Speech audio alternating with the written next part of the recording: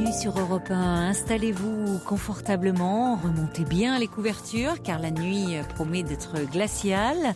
Montez le son, nous allons tenter de vous réchauffer le cœur pendant 2 heures en étant à l'écoute de vos petits et gros tracas. Jeanne et Paul vont vous accueillir et vous mettre en confiance au 39 21 avec la complicité de Philippe Chartier qui pianote sur sa console en régie comme tous les soirs. Et pour donner votre point de vue sur un témoignage, les mails sont à votre disposition, europe1.fr, ainsi que les SMS au 7 39 21. Vous commencez à écrire le mot nuit, puis votre message et vous envoyez le tout à ce numéro 7 39 21. La libre antenne de Caroline Dublanche, c'est du dimanche au jeudi de 23h à 1h sur Europe 1. Bonsoir Daniel. Bonsoir Caroline. Bonsoir. D'abord, je voudrais remercier Jeanne qui a été très gentille tout à l'heure au téléphone, qui a une très jolie voix. Ah oui, c'est vrai. Une voix très chaleureuse. Chaleureuse et posée, oui, tout à fait. Oui, voilà. Donc, merci, un peu qu'il y en ait pour Jeanne, parce que alors franchement, il n'y en a que pour Paul tout le temps, hein, donc bon, faut pas faire de jaloux. Je suis désolée. Bon, je vais tâcher d'être concise, voilà. Donc j'ai 54 ans et je suis maman adoptive de 2 garçons qui ont respectivement 28 et 18 ans. D'accord. Je précise aussi que leur père et moi nous sommes séparés depuis 1 an. Hein, ça peut expliquer aussi la situation actuelle.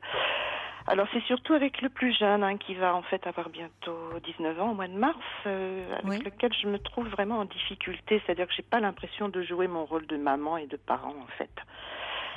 Cet enfant se trouve en grande difficulté psychologique et surtout aussi en échec scolaire. Et puis là récemment il vient d'avoir un nouvel échec, c'est-à-dire qu'il essaye de préparer un bac en alternance et puis il avait fait la rentrée au mois de septembre et n'ayant pas trouvé de patron, il a dû quitter l'école et par chance, en mi-décembre, il avait trouvé un patron. Malheureusement, le contrat n'a pas été renouvelé, donc retour à la case départ. Oui. Qu'est-ce qu'il veut faire ? Alors, il veut préparer un bac professionnel en alternance. Oui, ça dans j'ai une compris. maison de la formation. Et puis, bon, il était très, très motivé. Les deux donc, il n'a pas mois. de projet encore précis en tête, quoi, parce que maison de la formation, oui, c'est ça reste encore très vague. Voilà, je sais pas. oui. D'accord. Il n'y a pas de projet précis. Et bon, on lui demandait de trouver un patron. Malheureusement, ça a duré 15 jours. Donc, actuellement, je le trouve en grande errance. Mais parce qu'il est plus scolarisé ? Oui, il est plus scolarisé. Oui, ça c'est déjà embêtant qu'il n'ait pas de projet. Oui. Voilà. Enfin, qu'il n'ait pas, c'est important, c'est rassurant. Et pourquoi, quand vous parlez d'errance, le mot est fort. Qu'est-ce que qu'est-ce que vous voulez dire ?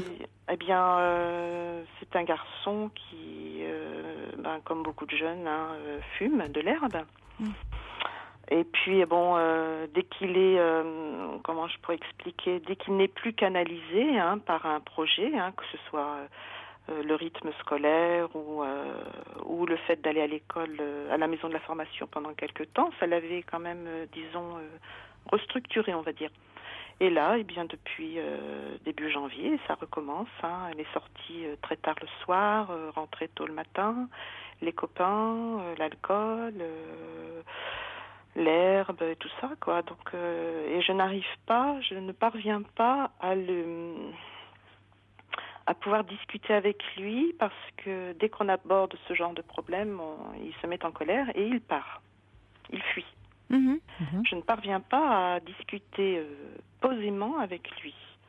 J'ai le sentiment que... il n'a pas envie. Il n'a pas envie que vous abordiez Il se rend compte. Je pense qu'il a parfaitement conscience de ce qui se passe, mais qu'il est démuni lui aussi. Oui, mais est-ce qu'il vous paraît... parce que, comme vous dites, malheureusement, il y a beaucoup de jeunes qui, aujourd'hui, peuvent avoir des conduites comme ça, avec l'alcool cumulé, alcool et cannabis. Bon, pas toujours, pour autant, mais enfin, ça veut pas dire que qu'il n'y a pas lieu de s'en préoccuper, évidemment. Je suis pas en train de dire ça. Mais est-ce qu'à côté de cela, Il vous paraît triste, replié sur lui-même. Est-ce que, oui, parce que moi, dans ce que j'entends aussi autour de ça, c'est qu'il y a des copains, c'est qu'il y a, il a des amis. Hein, il y a des liens, voilà, c'est ça. C'est pas un adolescent un jeune homme qui est replié sur lui, qui ne sort pas, qui ne. Qui s'enferme de plus en plus. Il a une petite amie. Voilà, une petite amie avec laquelle il sort déjà depuis quelque temps. Des relations assez orageuses, hein, déjà. Bon, oui, mais des relations. Ça ne me regarde pas. Hein. Oui. Et puis, non, il a une vie sociale quand même. Hein. Il continue à pratiquer le foot.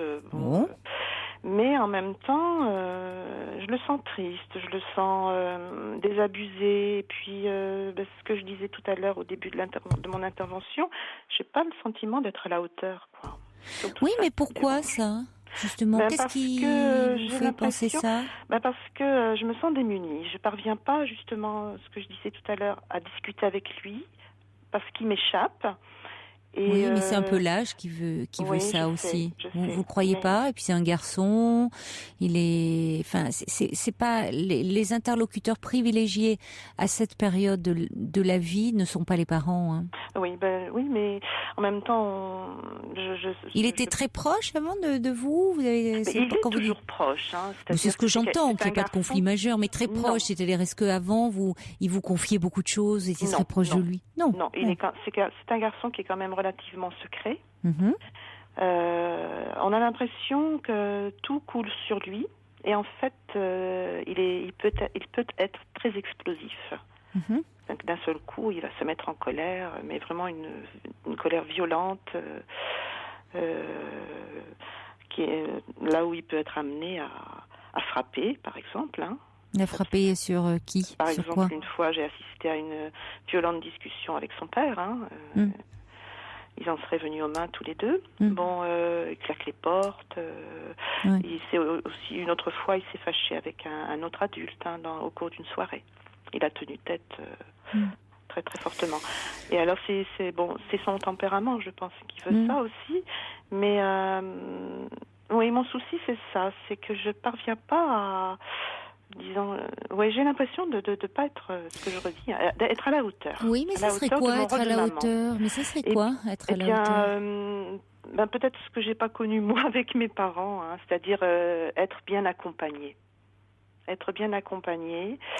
C'est vrai que la séparation d'avec son père m'a pas mal souciée. Hein.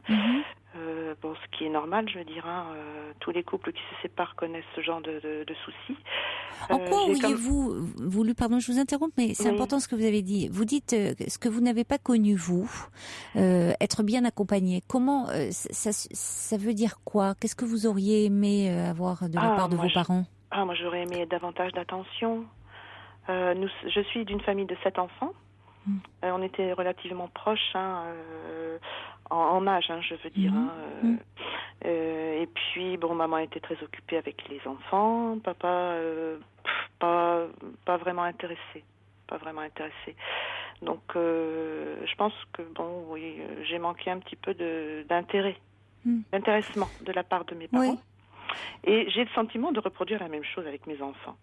C'est pas ce que vous me renvoyez là à l'instant, hein, en parlant parce que j'en prends conscience, hein, mais et vous avez un souci, vous avez le souci c'est-à-dire en quoi avez-vous le sentiment de reproduire quelque chose?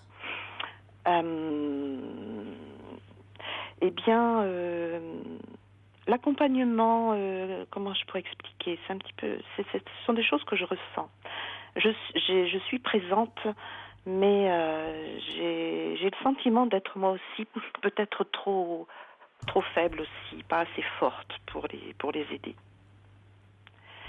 Je ne sais pas si j'arrive à me faire comprendre. Oui, moi, ce que je crois comprendre, c'est que ce que vit votre fils, le fait que actuellement il est plus tourné vers ses copains, ses sorties, ses soirées, qu'il fuit un peu la maison. Ça vous renvoie à ce sentiment que vous n'êtes pas à la hauteur, mais parce que ça vous ramène à votre histoire, vous, d'enfant, d'adolescent. Oui, sans doute, oui. Et c'est pour ça que ça prend un écho un peu douloureux.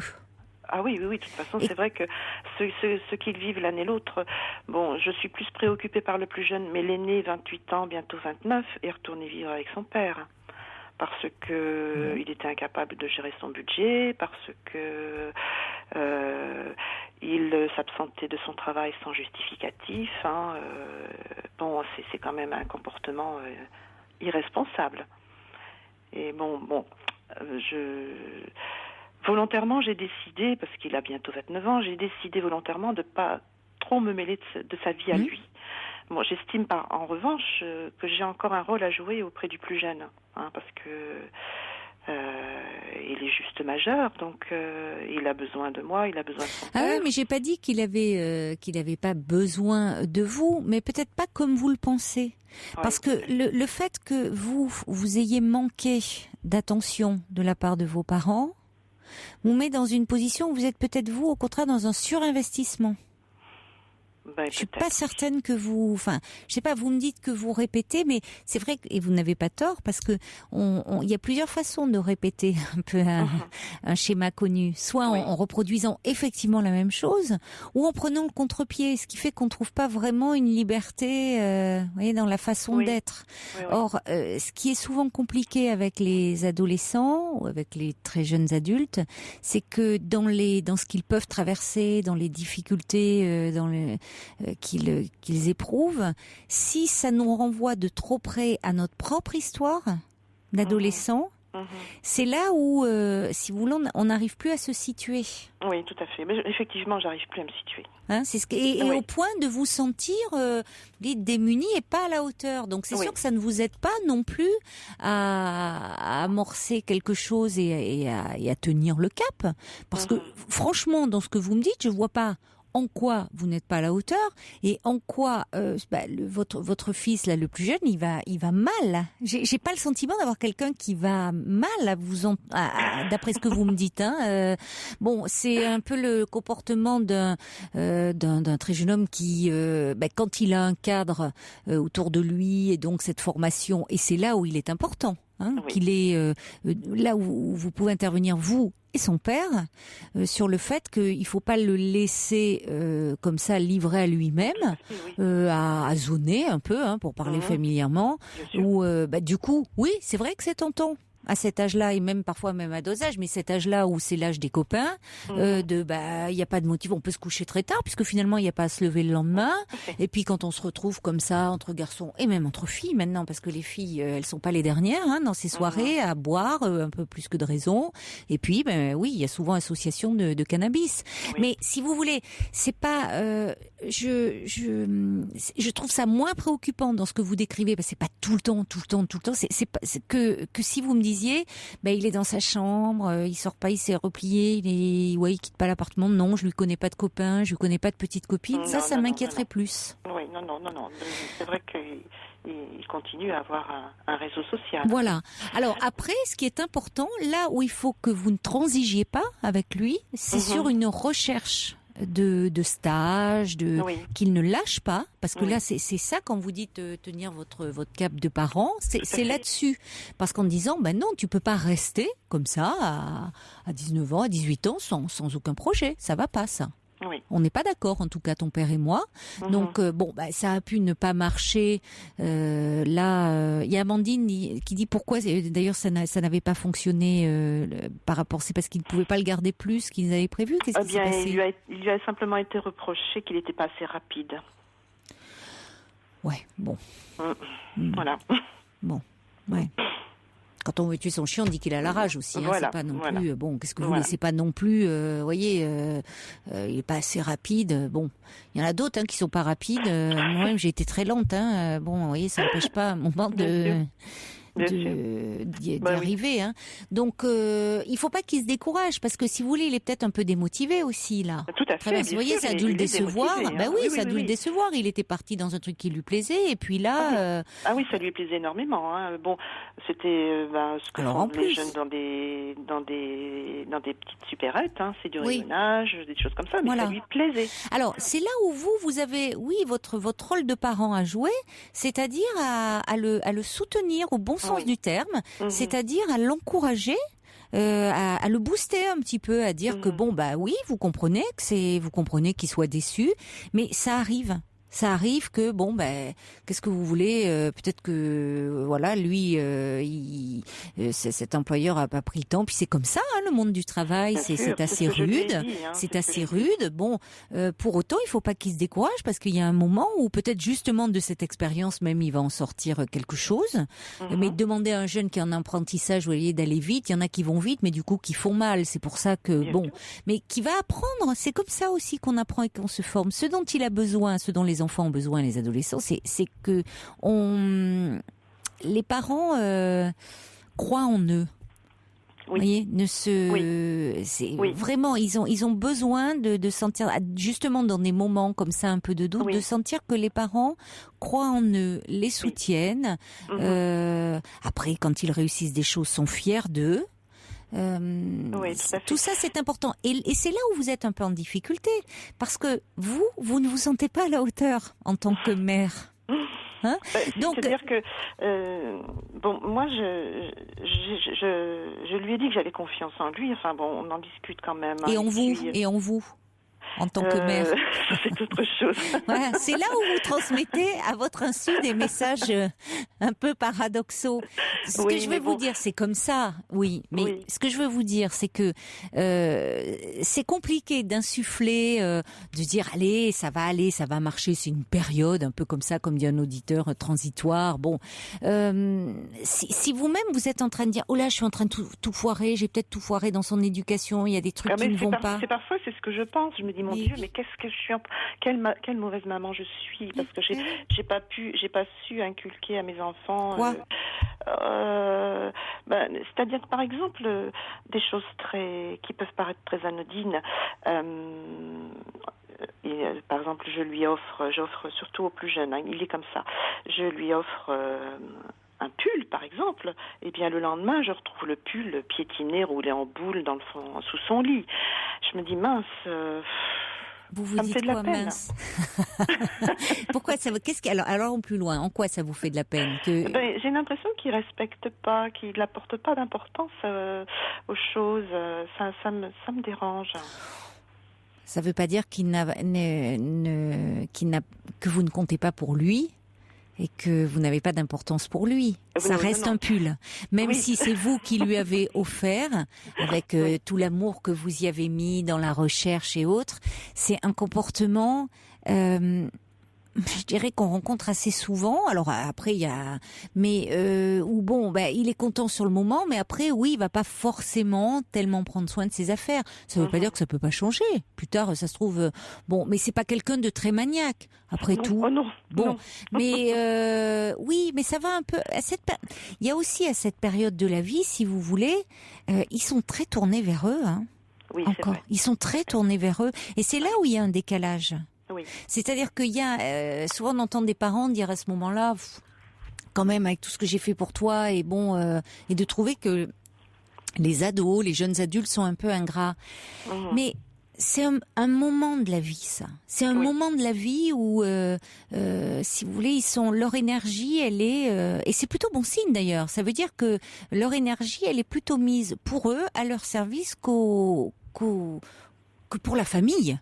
Que pour les parents, que pour la famille.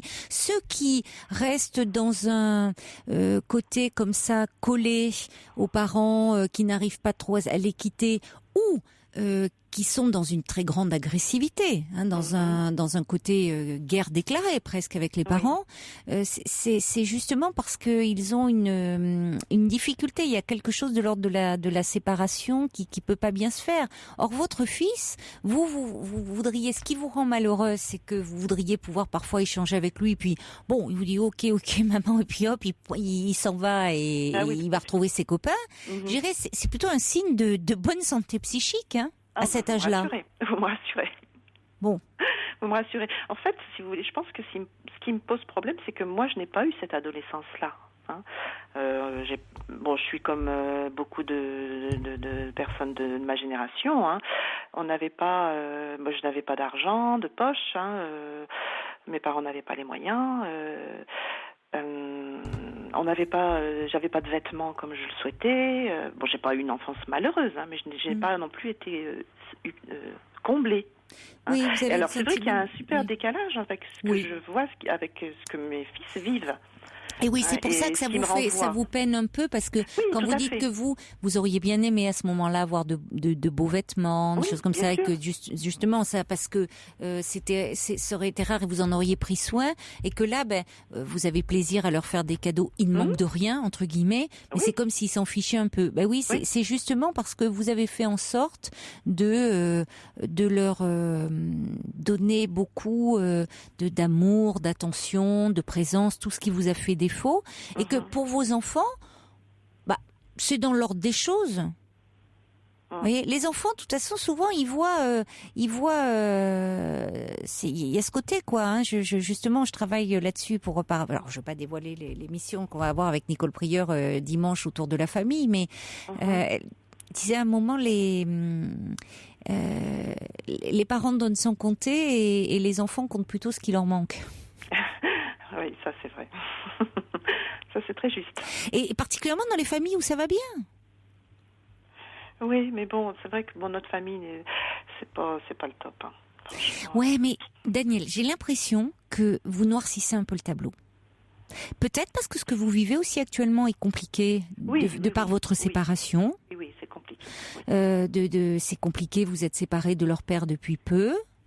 Il y a peut-être derrière le fait que ce sont des enfants que vous avez adoptés, vous m'avez précisé tout de suite, donc avec la crainte que peut-être des peurs, des angoisses comme ça qui ressurgissent de qu'est-ce que vous ne maîtrisez pas de choses de leur histoire, voyez. Non, et puis je pense aussi que chez eux il y a une souffrance. Le plus jeune a été adopté, il était bébé, donc il avait 8 mois, donc je ne sais pas s'il y a une grande souffrance. Enfin, il y a un manque, mais il est peut-être en moins grande attente. Mais l'aîné est arrivé chez nous, il avait plus de 6 ans, et ça a été très très très difficile. Oui. Très difficile. Alors ça, c'est vrai que forcément, c'est plus compliqué, hein, l'adoption d'un enfant de cet âge-là. Il est encore en grande souffrance. Oui. Bon, il peut être accompagné, mais attention aussi à ne pas les associer tous les deux. C'est-à-dire que, vous voyez, c'est pas parce que votre aîné est dans une difficulté, a du mal à trouver sa place dans la société, que forcément son frère suit le même chemin. Non, je les associe pas parce non, qu'ils ont deux tempéraments tout à fait différents. Mais j'ai l'impression, Daniel, j'ai l'impression que vous voulez quand même chercher comme s'il fallait qu'il y ait quelque chose qui aille mal. C'est peut-être parce que. Oui, bon, c'est vrai que. Moi, dans ce que vous me dites de votre second fils, franchement, je trouve qu'il n'y a rien d'alarmant. Écoutez, c'est bien. Il y a First Lisa qui dit, rassurez-vous, le sol de leur chambre est souvent jonché de pulls, chaussettes, gâteaux, collés, tout ça. Enfin, ce jeune homme me semble tout très normal dans son comportement. Oui, et puis il y a quelqu'un qui dit, mais vous voudriez peut-être être une mère parfaite, mais c'est pas possible. Et tant mieux d'ailleurs, parce que il y a les parents, il y a pas on fait tous des erreurs, les parents ne sont pas parfaits. Et tant mieux, parce qu'avoir des modèles trop parfaits, ça serait écrasant pour les enfants. Oui, on pourrait pas dépasser ces modèles-là. Oui. Et puis, vous pouvez pas, tout ne peut pas, si vous voulez aussi, ça a été longtemps en cours, hein, y compris chez les psys, malheureusement, beaucoup chez les psys d'ailleurs, mais heureusement la tendance s'est renversée, de penser que ce qui n'allait pas bien chez l'enfant ou quand il y avait des problèmes ou quoi, c'était forcément la faute des parents. Il y avait quelque chose dans l'éducation. Donc non, il faut à un moment faire preuve d'humilité. Non, c'est pas vrai. D'abord, c'est absurde d'avoir à un moment décrété ça pendant des lustres. Non, les parents sont pas responsables de tout. Oui, ça j'en ai bien conscience parce que personnellement j'ai fait une analyse pendant 5 ans, donc j'ai quand même pas mal débroussaillé de ce côté-là, donc c'est vrai que le fait de ne pas être responsable de tout, ça je l'ai assimilé. Ouais. Mais je pense qu'il y a quand même, vous voyez, parfois je me dis mince, je pourrait peut-être être davantage stimulante. On peut toujours être. Alors, mais moi je vais vous dire une chose. Vous pourriez, si vous croyiez un peu plus en vous et si vous arrêtiez de vous mettre la pression pour être la mère comme ça, qui serait dans tous les cas de figure super, toujours là, toujours présente, à savoir trouver les mots, à savoir réconforter. Peut-être que justement vous pourriez, en lâchant un peu du lest, trouver une bonne distance. Oui. Vous voyez, je crois que vous mettez trop de pression. Oui, parce que Vous pouvez pas le réconforter si vous-même vous pensez que vous faites mal. Oui. Disons que cet échec-là de contrat qui n'a pas été renouvelé, je le ressens comme lui, quoi. Je le ressens comme trop. Ah oui, oui, je le ressens comme une blessure. Oui, donc c'est affreux. Donc vous pouvez pas. Oui, c'est comme si oh là là, il y a quelque chose, j'ai raté quelque chose, il y a quelque chose qui. Oui. Pourquoi? Et puis oh là là. Mais non. Enfin, je veux dire, ça. Il y a des stages qu'on ne trouve pas, il y a des stages qui s'arrêtent. C'est comme dans le monde du travail. Parfois, on peut être dégagé d'un travail et ça veut pas dire pour autant qu'on est nul. Donc oui, vous êtes tellement. C'est là, je pense, vous vous identifiez tellement aussi par certains côtés à lui pour certaines choses, parce que ça renvoie à des choses, il y a votre histoire un peu en arrière-plan, que vous n'avez plus la bonne distance. Et c'est vrai que du coup, comme ça vous attriste profondément, au-delà, je dirais, de ce que ça devrait, parce que même si vous êtes déçu pour lui, c'est pas la fin du monde. Il va retrouver un stage, et justement, il faut que vous et son père veillez à cela, l'encourager, de dire il y aura d'autres possibilités, il faut qu'il refasse des démarches, parce que c'est vrai qu'il faut qu'il ait un cadre autour de lui. Il faut pas qu'il se gâche. Faut lui dire, t'as des compétences et tout, donc tu vas pas. Le but, c'est tu vas pas rester comme ça parce que lui-même, il sera pas bien. C'est un coup à perdre confiance en lui. Oui, tout à fait. Mais si vous mettiez un peu moins de pression à vous, je pense que déjà ça serait mieux pour votre fils. C'est très bizarre parce que ce sont des choses que je ressens, mais je lui parle pas de ça. Hein. Au contraire, je lui tiens le discours que vous venez de me tenir. Oui. C'est-à-dire que tout à l'heure encore, je lui dis allez, demain il faut éventuellement il existe des boîtes d'intérim. Je dis pourquoi pas. On va relancer les entreprises. Il faut pas que tu restes sans travailler.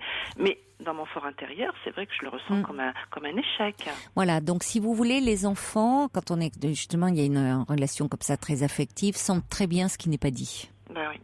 Hein?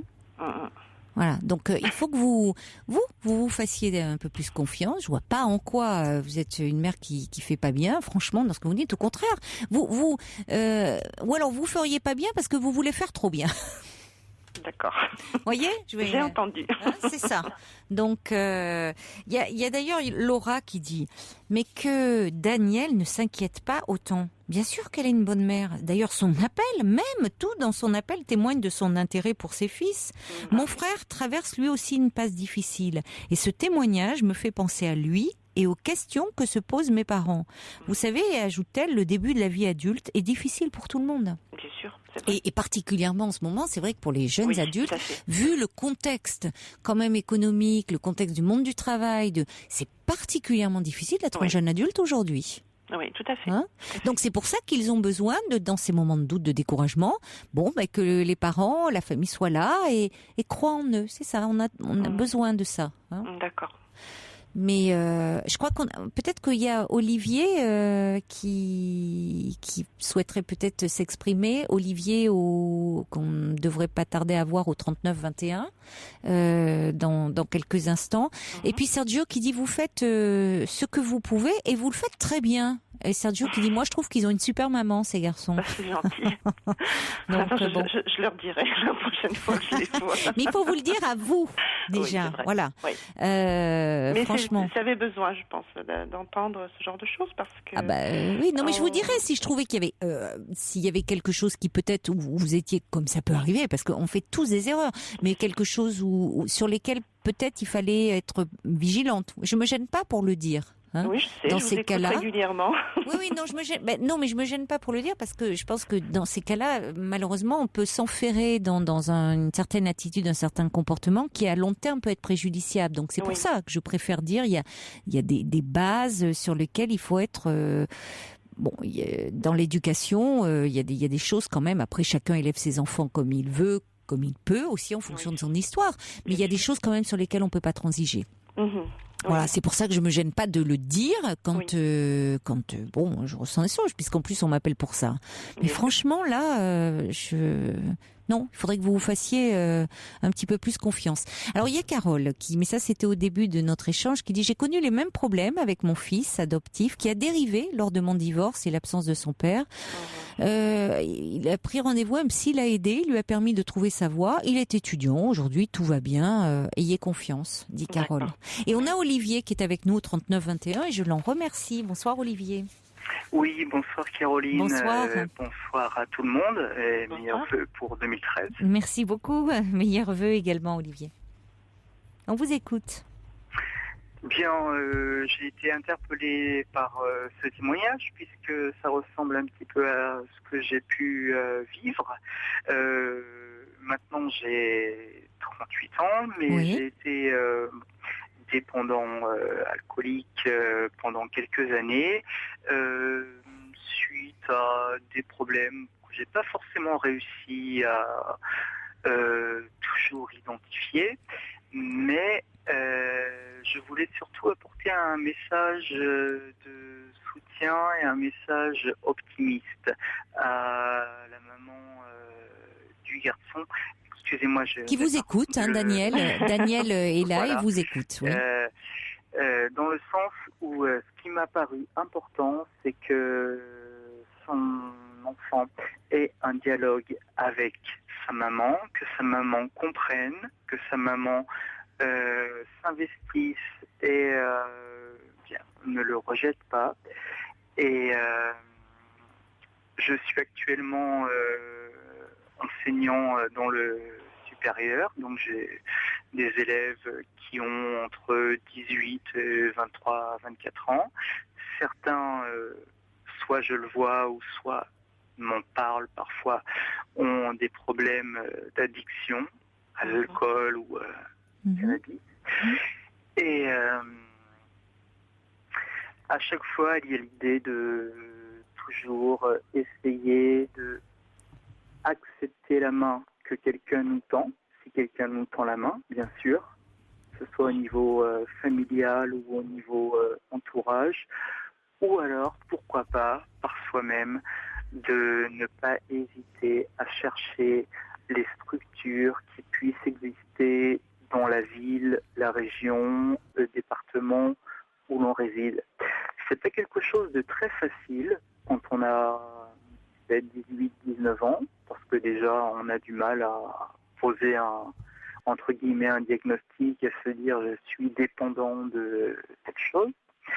Mais il y a toujours un centre hospitalier universitaire ou quelque chose comme ça sur lequel on peut s'organiser, prendre rendez-vous, même avec une attente de un mois et demi, et ensuite être orienté sur, par exemple, des ateliers de discussion, d'information et autres. Enfin, s'il le souhaite en même temps, parce que comme vous le dites, bien sûr, hein, ça pourrait être pourquoi pas une démarche. C'est-à-dire que si par rapport au fait que Daniel et son ex-mari l'encouragent à retrouver un stage et tout, et puis que la situation perdurerait à ce moment-là dans le fait qu'il n'en trouve pas, qu'il tourne un peu en rond, ça peut valoir le coup d'aller voir un interlocuteur extérieur. Sur quelle ville il était situé? Je sais pas, on l'a pas dit. Pardon? C'est mieux ne pas, voilà, on reste plutôt dans le confidentiel. Mais si vous voulez, pour le moment, étant donné, voyez, Daniel nous dit bien que son fils est plutôt quand elle veut aborder certaines choses, il est plutôt dans l'évitement. Donc allez lui dire, écoute, il faudrait que tu ailles voir quelqu'un. Il va pas mal, quoi, en ce moment. Il va pas mal. Oui. Non, puis il refusera de toute façon. Il est pas prêt. Lui-même suppose qu'il ressent qu'il ne va pas mal. Peut-être que que les personnes extérieures sentent qu'il ne va pas, alors je ne dirais pas mal, mais pas très bien, ou pas aussi bien qu'il aurait pu être auparavant. À ce moment-là, il peut toujours se renseigner via l'Internet, en passant par le site officiel ministère de la Santé, sur... Bon. D'accord. Eh bien, merci beaucoup. Puis au niveau consultation. Merci beaucoup pour ces informations, Olivier. Merci, au revoir. Merci, Olivier. Au revoir. Avec grand plaisir que je vous les ai communiquées. Je pense que elles vous seront utiles, puisque à moi, elles ont été utiles il y a une dizaine d'années. Tant mieux. L'important, c'est que vous soyez sortis de ces problèmes d'addiction. Merci de nous en avoir parlé. Maintenant, Maintenant, Daniel, écoutez, je Oui. pense que là, pour le moment, c'est ça. Vous pouvez être présent pour le rassurer. C'était quand, d'ailleurs, son arrêt de stage? Fin décembre. D'accord. Oui, Oui. c'est récent. Ah oui, D'accord. tout à fait, oui. Bon, allez, il faut lui dire nouvelle année, nouveau départ. Il Oui. faut rechercher, se remettre en place. Oui. Pour pas le laisser s'enferrer, Non, parce que non, ça, non, non, il pourrait non, vite prendre ce virage. C'est sympa aussi, les sorties entre copains. Ah, On tout se à lève à fait, pas oui. d'heure. On peut, bon. Tout à fait. Mais c'est vrai que ça serait pas bon pour lui. Il aurait le sentiment de tourner en rond et puis c'est un peu déprimant à la longue, Oui, oui, oui, finalement. tout à fait. Tout Voilà. à fait. Très bien. Merci beaucoup de votre appel. Merci de même, Caroline. Au revoir, Daniel. Bonne continuation, et puis Merci. merci pour vos discussions et vos conseils. Merci, bonne soirée, Daniel. Au revoir. Merci. Au revoir. Pour parler à Caroline Dublanche, Appelez le 39 21, 34 centimes les minutes.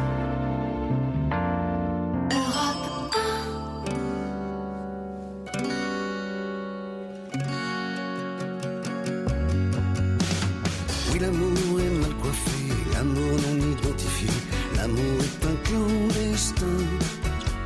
Si l'amour est voyageur, l'amour pousse à l'intérieur, et l'amour a toujours faim. L'amour est mystérieux, l'amour c'est un malheureux, mais l'amour est un héros. L'amour est insaisissable, même si l'amour est...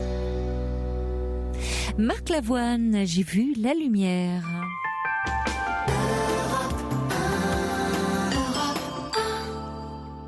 Alors, un petit mail de Laurence de Picardie qui a écouté attentivement Daniel parler de son fils et qui dit « Vous savez, nos enfants ont parfois des comportements désinvoltes. Ça fait aussi partie de l'adolescence, tout comme le bazar qu'ils font dans leur chambre, ce désordre constant. Mais rassurez-vous, ils changent en mûrissant. C'est parfois comme un passage obligé pour nous parents. Courage, on y survit. » Oui, et l'important, c'est vraiment de garder le cap, y compris dans la tempête, ce qui est pas facile. Et puis Gingembre qui dit « On vous sent tellement affecté, il y a tellement de sollicitude dans votre voix. Peut-être ne dramatisez-vous pas un peu la vie de vos enfants. Vous avez déjà, vous, à surmonter la séparation de votre couple. Pensez à vous, en tant que personne, à nouveau. » Gingembre qui ajoute « C'est à vous, Daniel, que je souhaite bonne route. » Et on va accueillir maintenant Marie. Bonsoir. Bonsoir, Marie. Bonsoir, Caroline. Bonsoir. Je vous écoute. Oui, je téléphone parce que je suis un peu perdue. D'accord. J'ai 2 enfants, j'ai un fils, une fille, et le fils est parti de la maison après son bac pour des raisons professionnelles. Oui. Et au moment où mon fils est parti, mon mari m'a trompée. Et 5 ans plus tard, mon fils a changé de situation, et il s'est encore un peu plus éloigné, et c'était rebelote, mon mari m'a trompée. Donc j'ai quitté la maison, on est séparés là. Et je suis grand-mère depuis très, très peu de temps. Et mon fils devait venir à Noël avec sa compagne. Et en fin de compte, il était prévu qu'on prenne un repas toute la famille, quoi, avec le papa. Oui. Et entre-temps, donc, mon ex-mari a de nouveau mis son petit grain de sel et puis ou son grain de sable. Et puis en fin de compte, j'ai dit à mon fils, écoute, si tu veux voir ton père, tu y vas, mais t'as pas besoin de passer chez moi. Comment il a mis, c'est-à-dire que de quelle façon votre ex-mari a mis son grain de sable? C'est-à-dire que j'ai pas compris. Ce qui s'est passé, c'est que donc je devais accueillir toute la famille chez moi. J'étais toute seule pour tout faire.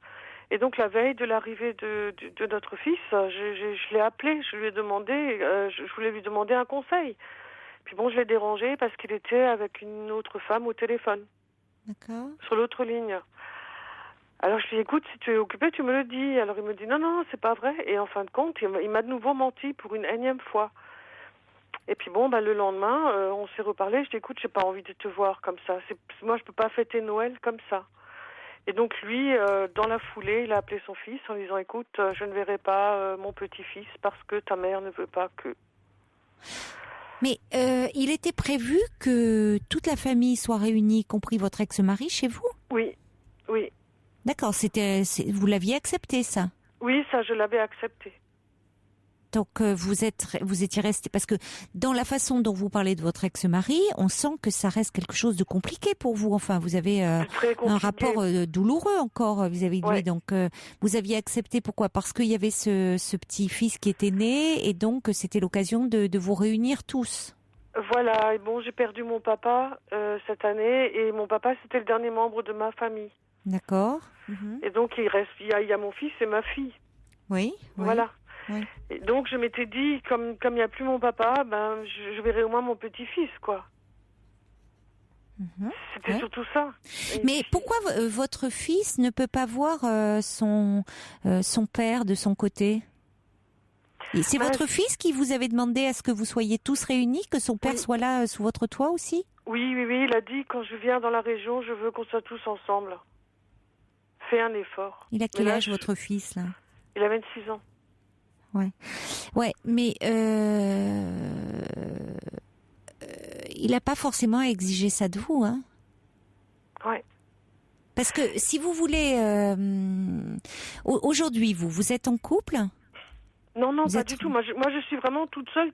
Bon, donc votre ex-mari serait venu éventuellement avec sa nouvelle compagne? Non. Il serait venu sans la nouvelle compagne, mais en fin de compte, il était convenu qu'il vienne pour un repas. En fin de compte, lui, il a dit, écoute, je reste les 3 jours. Donc moi, j'aurais dû l'héberger chez moi. Là, j'étais déjà pas très d'accord, et en fin de compte, pour couronner le tout, il avait rendez-vous avec sa compagne un soir, et j'aurais dû lui refiler les clés de l'appartement pour qu'il puisse rentrer dormir chez moi. Alors j'ai dit non, attends, c'est pas l'hôtel.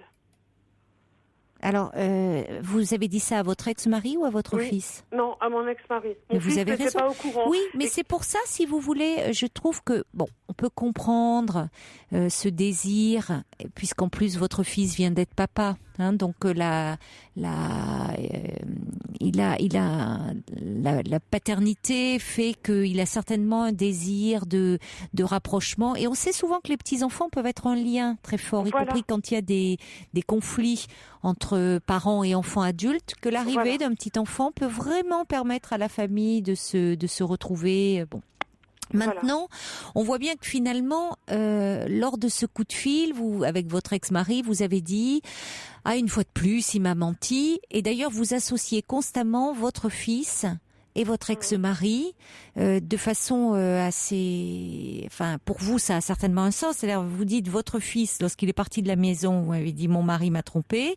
Et puis par la suite, il était revenu, je sais pas quoi, et votre ex-mari vous a trompé de nouveau, et vous m'avez reparlé de votre fils. Vous les associez beaucoup tous les deux, hein? C'est à chaque fois que mon fils fait un mouvement ou une chose, chaque fois que mon fils change de situation, mon mari fait une connerie. C'est comme si le chat n'est pas là et la souris danse. Mais qui est le chat? C'est votre fils qui surveillait son père? J'ai l'impression. Je n'arrive pas à comprendre ce qui s'est passé. Parce qu'à un moment, mon fils a culpabilisé. Il a dit, attends, à chaque fois que moi je bouge professionnellement, papa fait des conneries. Je dis, oui, mais attends, mais ça, papa, il fait ça où? Toi, la tienne, hein? T'es pas responsable de ce que fait papa. Oui, bien sûr. Mais vous lui dites ça, mais en même temps, il y a une partie de vous qui semble y croire au fait que c'est lié. C'est vrai que moi, c'est ce qui m'a frappé quand vous avez présenté les choses. C'est-à-dire, vous dites, bon, même si c'est simultanément, et je comprends que c'est difficile, hein, pour vous, mais c'est comme si c'est pas à un enfant d'assurer un équilibre dans le couple. Vous ne pensez pas, on peut avoir une autre vision. Au moment où peut-être votre fils a quitté la maison, au moment où un enfant quitte la maison pour faire ses études, le couple se retrouve en tête à tête. Il y a le syndrome du nid vide. Oui. Et d'un couple parental, où on est les parents des enfants. Bon, donc ça permet, les enfants font du lien, même si c'est du lien parfois même un peu conflictuel, mais on se parle des enfants, on parle autour des enfants, et quand les enfants ne sont plus là, on se retrouve l'un en face de l'autre. Et là, comme un couple conjugal cette fois-ci, et plus parental. Et c'est là parfois où on se rend compte que il y a des choses où on a évolué différemment, qu'on n'arrive pas à se retrouver, qu'on n'arrive pas à recréer une intimité. Ça peut être plus lié à ça que le fait que quand votre fils n'est plus là, son père fait des conneries, pour reprendre votre expression. Mhm.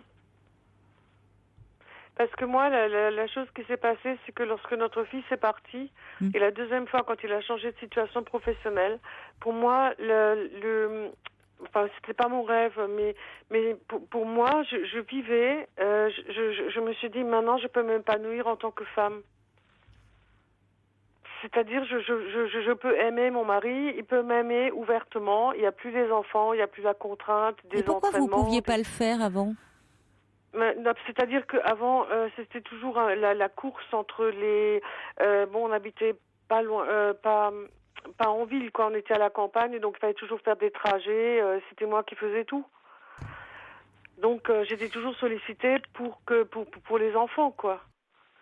Et là, je savais que maintenant, je pouvais m'occuper de moi, je pouvais m'occuper de notre couple. Donc vous êtes d'autant plus déçu qu'à ce moment-là, votre couple n'est pas pu tenir, quoi.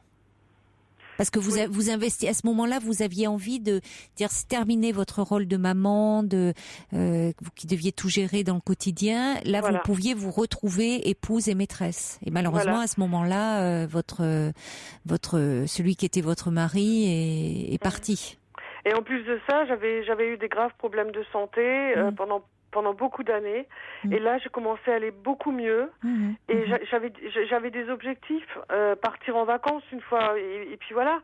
Et en fin de compte, il s'est mis avec une femme qui avait 12 ans de plus que moi. Et là, j'ai rien compris. Mais en même temps, il y a peut-être des choses à comprendre, justement. C'est que, même si ça a été très pénible pour vous, vous dites bien que au départ de votre fils, donc c'est lui qui a été le dernier à partir de la maison. Non, le tout premier. Le tout premier. Bon, donc il restait encore votre fille. Oui. Bon, mais pourquoi au départ de votre fils, vous êtes dit enfin, on va pouvoir se retrouver, je vais pouvoir redevenir une femme. Mais le problème, c'est que il y avait peut-être eu trop de distance qui s'était installée entre vous. Oui. Et c'est pas seulement vous qui êtes en cause dans cette histoire, parce que à un moment, comme vous dites, vous assuriez toute l'intendance de la maison, vous étiez là avant tout pour les enfants, et vous en aviez oublié un peu d'être une épouse, une maîtresse, mais à votre décharge, votre mari vous y a peut-être pas aidé, en ce sens qu'il aurait dû lui aussi un peu dire parce que autant dans les premiers temps de vie des enfants, c'est difficile et qu'on est avant tout maman, mais après quand les enfants grandissent, passé la première année, c'est important de veiller aussi. C'est compliqué, mais à l'équilibre de son couple. On n'attend pas que les enfants aient 18 ans pour se dire, ça y est, maintenant je vais m'occuper de mon couple, parce qu'entre-temps, le couple, il a pu vraiment souffrir, la relation. Voilà. Mais ce qui s'est passé pendant 30 ans, au total, on a retapé 3 maisons. Et à chaque fois que moi, je voulais un temps libre, je sais pas, qu'on aille à la piscine ou qu'on aille se promener en forêt, écoute, j'ai encore ça à bétonner, j'ai encore ça à plâtrer. Et tout à la fin, j'avais fait une petite cagnotte. Et un jour, je lui ai dit, écoute, j'aimerais partir en vacances au soleil. Là, il y a de l'argent. Tu t'en occupes, s'il te plaît ? Il me répond oui. Et 3 jours après, avec l'argent, il avait acheté un échafaudage pour retaper la maison. Oui, mais c'est assez symptomatique ce que vous me décrivez. C'est-à-dire que vous avez à un moment lancé des appels très forts en disant il faut que tu t'occupes de moi, il faut qu'on se retrouve, il faut qu'on retrouve une intimité avec cette perspective des vacances. Voilà. Et vous avez construit une famille, vous avez construit des maisons ensemble, vous étiez dans la construction, mais pendant ce temps, vous ne pensiez plus aussi à ce qui était très important, c'est-à-dire à votre couple. Vous construisiez la famille, les maisons, mais pendant ce temps, la relation de couple, elle est en train de s'affaisser. Oui. Et quand vous avez voulu, c'était trop tard. Quand vous dites il est parti avec cette femme qui avait 12 ans de plus que vous, c'était trop tard. C'est-à-dire que la relation, à mon avis, il y avait trop de distance entre vous. Oui, mais à chaque fois que je voulais me rapprocher de lui, il y avait toujours ou le travail, ou sa profession, ou la maison. Oui. C'était toujours une fuite. Oui. Et encore aujourd'hui, pour lui, c'est le déni. Je lui dis, il faut qu'on aille au tribunal. Il ne va pas chez son avocat. Au tribunal pour faire quoi ? Pour concrétiser, pour terminer la procédure de divorce. Depuis combien de temps elle est en cours ? Ça fait 3 ans. Est-ce qu'il a envie de divorcer? Ben non. Ben non, parce que l'histoire que lui raconte partout, je serai toujours là pour ma femme. Parce qu'elle est seule, elle n'a plus de famille. Et vous avez envie de divorcer? Ah oui, je veux plus revenir en arrière.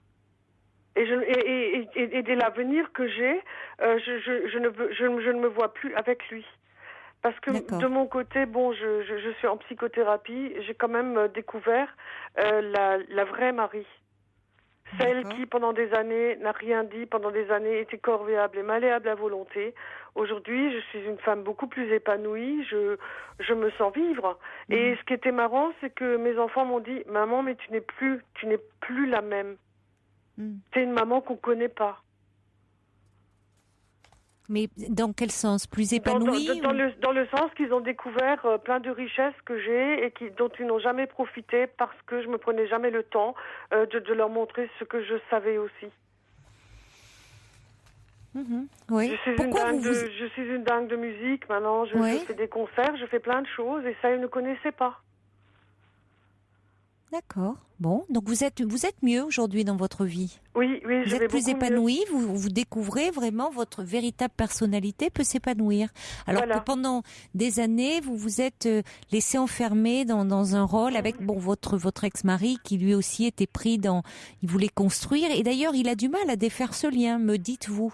C'est-à-dire que il remet toujours à plus tard la séparation, enfin le divorce, le fait qu'il soit acté, c'est une façon de préserver le lien. Alors peut-être que il serait important d'avoir une discussion avec lui. Elles sont impossibles. Il me met plus bas que terre. Il hurle avec moi. Il ne me parle pas. Je lui dis à chaque fois, écoute, je suis une femme aussi, s'il te plaît, respecte-moi. S'il te plaît, parle-moi normalement. Il n'arrive pas. Mais alors, ce qui est très paradoxal avec le fait qu'il dit que il sera toujours là pour vous. Ou au contraire, là, il y a une dimension... Pourquoi vous dites « je suis une femme », vous ne vous sentiez pas femme à ses côtés? Non. J'étais la chose. J'étais la chose qui nettoie, la chose qui achète, la chose qui fait tout tourner. Mais vous avez accepté d'être cette chose pendant toutes ces années? Oui, pour mes enfants. Oui, mais pour autant, il ne faut pas leur reprocher aujourd'hui. Voyez, la difficulté, elle vient de votre relation de couple. C'est ça. Et par rapport à on sent que aujourd'hui il y a encore beaucoup d'animosité à l'égard de votre ex-mari, mais il faudrait pouvoir lui dire maintenant, moi je souhaite divorcer, mais vous pouvez lancer la procédure, Vous n'avez pas besoin de l'attendre lui, Oui, c'est ce que j'ai fait. Mais maintenant, on est bloqué au niveau du tribunal. Il faut faire une injonction et puis il y a toute une démarche à faire. Donc là, je vais la faire fin du mois. Vous le faites et puis à ce moment-là, vous demandez avec votre avocat et à votre mari, tranquillement, vous lui expliquez que vous souhaitez que cette situation comme ça, ce lien qui dure, vous empêche, vous, d'avancer. Exactement. Voilà. Donc, et peut-être, je pense que d'ailleurs, même s'il a du mal, il y a quelque chose qui le retient, d'une culpabilité ou je ne sais quoi, lui seul pourrait le dire, mais je pense que quand les choses seront vraiment en cours et que le divorce aura été prononcé, peut-être pas dans l'immédiat tout de suite, mais je pense que vous pourrez retrouver des relations plus apaisées. Et c'est peut-être ce qu'il faut dire aussi à votre fils, Marie, c'est que pour le moment, c'est compliqué de vous réunir, même si vous comprenez son désir, le désir de votre fils d'être réuni, une famille unie autour de son petit garçon. C'est qu'il souhaiterait un père, même s'il a aujourd'hui 26 ans. Voilà. Il a ce côté encore un peu enfant parce que c'est votre fils, de voir son père et sa mère réunis, heureux, fiers d'avoir un petit-fils. Voilà. Pour autant, je crois qu'il ne faut pas fermer les portes. Il faut dire que ça pourra être possible, mais qu'en ce moment, c'est compliqué parce que vous êtes dans quelque chose qui est en cours et que ça réactive beaucoup de blessures de part et d'autre, de souffrances, de choses qui n'ont pas pu se dire. Voilà, c'est ce que j'ai expliqué à mon fils. Mais bon, donc j'ai plus eu signe de vie de sa part. Et là, il m'a appelé il y a 2 jours de ça. Puis bon, il s'est mis à déblatérer comme son père. Bon. Il hurlait. Mais si vous voulez, parce que vous savez, je pense que votre fils se sent très coupable, parce que d'une certaine façon, vous le dites, c'est ce que dit Ninon aussi, c'est quand votre fils est parti que vous avez voulu commencer votre vie de femme. Or, je pensais qu'il était le dernier à partir. Mais vous m'avez dit qu'il restait votre fille. Et là, ça ne vous empêchait pas, la présence de votre fille, de mener votre vie de femme. Est-ce que votre fils, symboliquement, vous en êtes occupé, il aurait pris la place de son père ? Je pense, oui. Ben oui, mais c'est là où je dis vous pouvez pas lui en vouloir. Et si vous voulez, parce que vous prenez conscience de ça, c'est important, mais lui, votre fils, doit se sentir très coupable et peut-être coupable de votre séparation. Donc il faut lui dire que il n'est pas responsable de ça et qu'il vous donne du temps. Parce qu'à mon avis, si votre fils s'emporte et tout, c'est qu'il se pense responsable. Vous liez encore lui, les deux choses, lui et votre ex-mari. Il faut faire la part des choses, d'accord ? Ce qui relève de votre couple et ce qui relève de la relation avec vos enfants. Bon courage, Marie. Au revoir.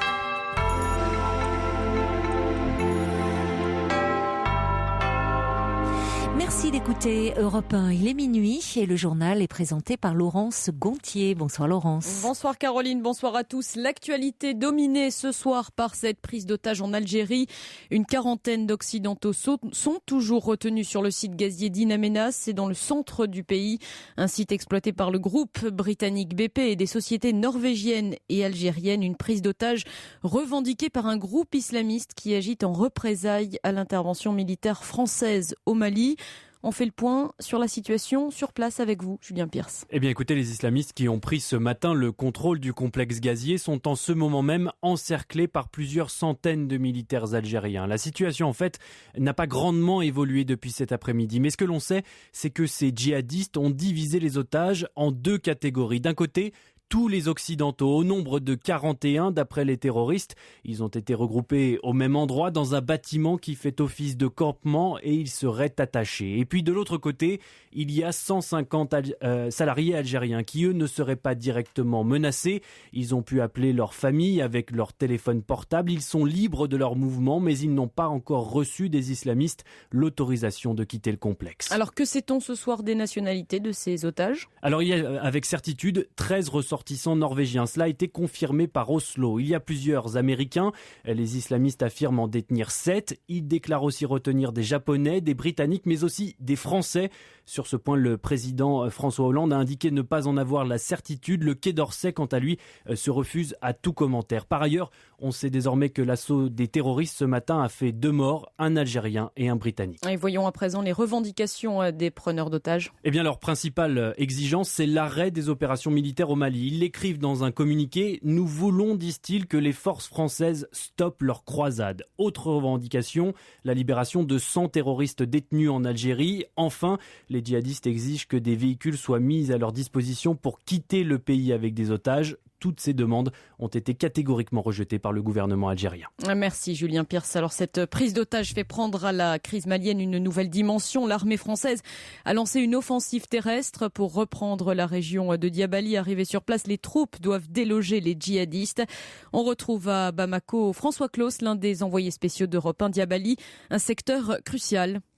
Oui, alors il faut bien voir que Diabali, c'est une localité absolument stratégique car elle ouvre la route vers la ville de Markala et donc vers le grand pont qui enjambe le fleuve Niger. Et ensuite, c'est la ligne droite vers Bamako. Diabali, c'est ensuite cette localité qui a été investie par les islamistes après le début des frappes aériennes comme une contre-attaque. On est là avec les groupuscules djihadistes les mieux armés, les plus aguerris et qui seraient dirigés par l'un des leaders historiques d'Al-Qaïda au Maghreb, l'Algérien Abou Zaïd, dont certaines sources ont signalé la présence dans la ville ces derniers jours. Depuis le début de l'après-midi, ce sont des combats très féroces qui opposent les combattants djihadistes aux forces spéciales de l'armée française, avec l'armée malienne en soutien, des combats visiblement rue par rue, maison par maison. Une source malienne ce soir évoque même, je cite, des combats au corps à corps.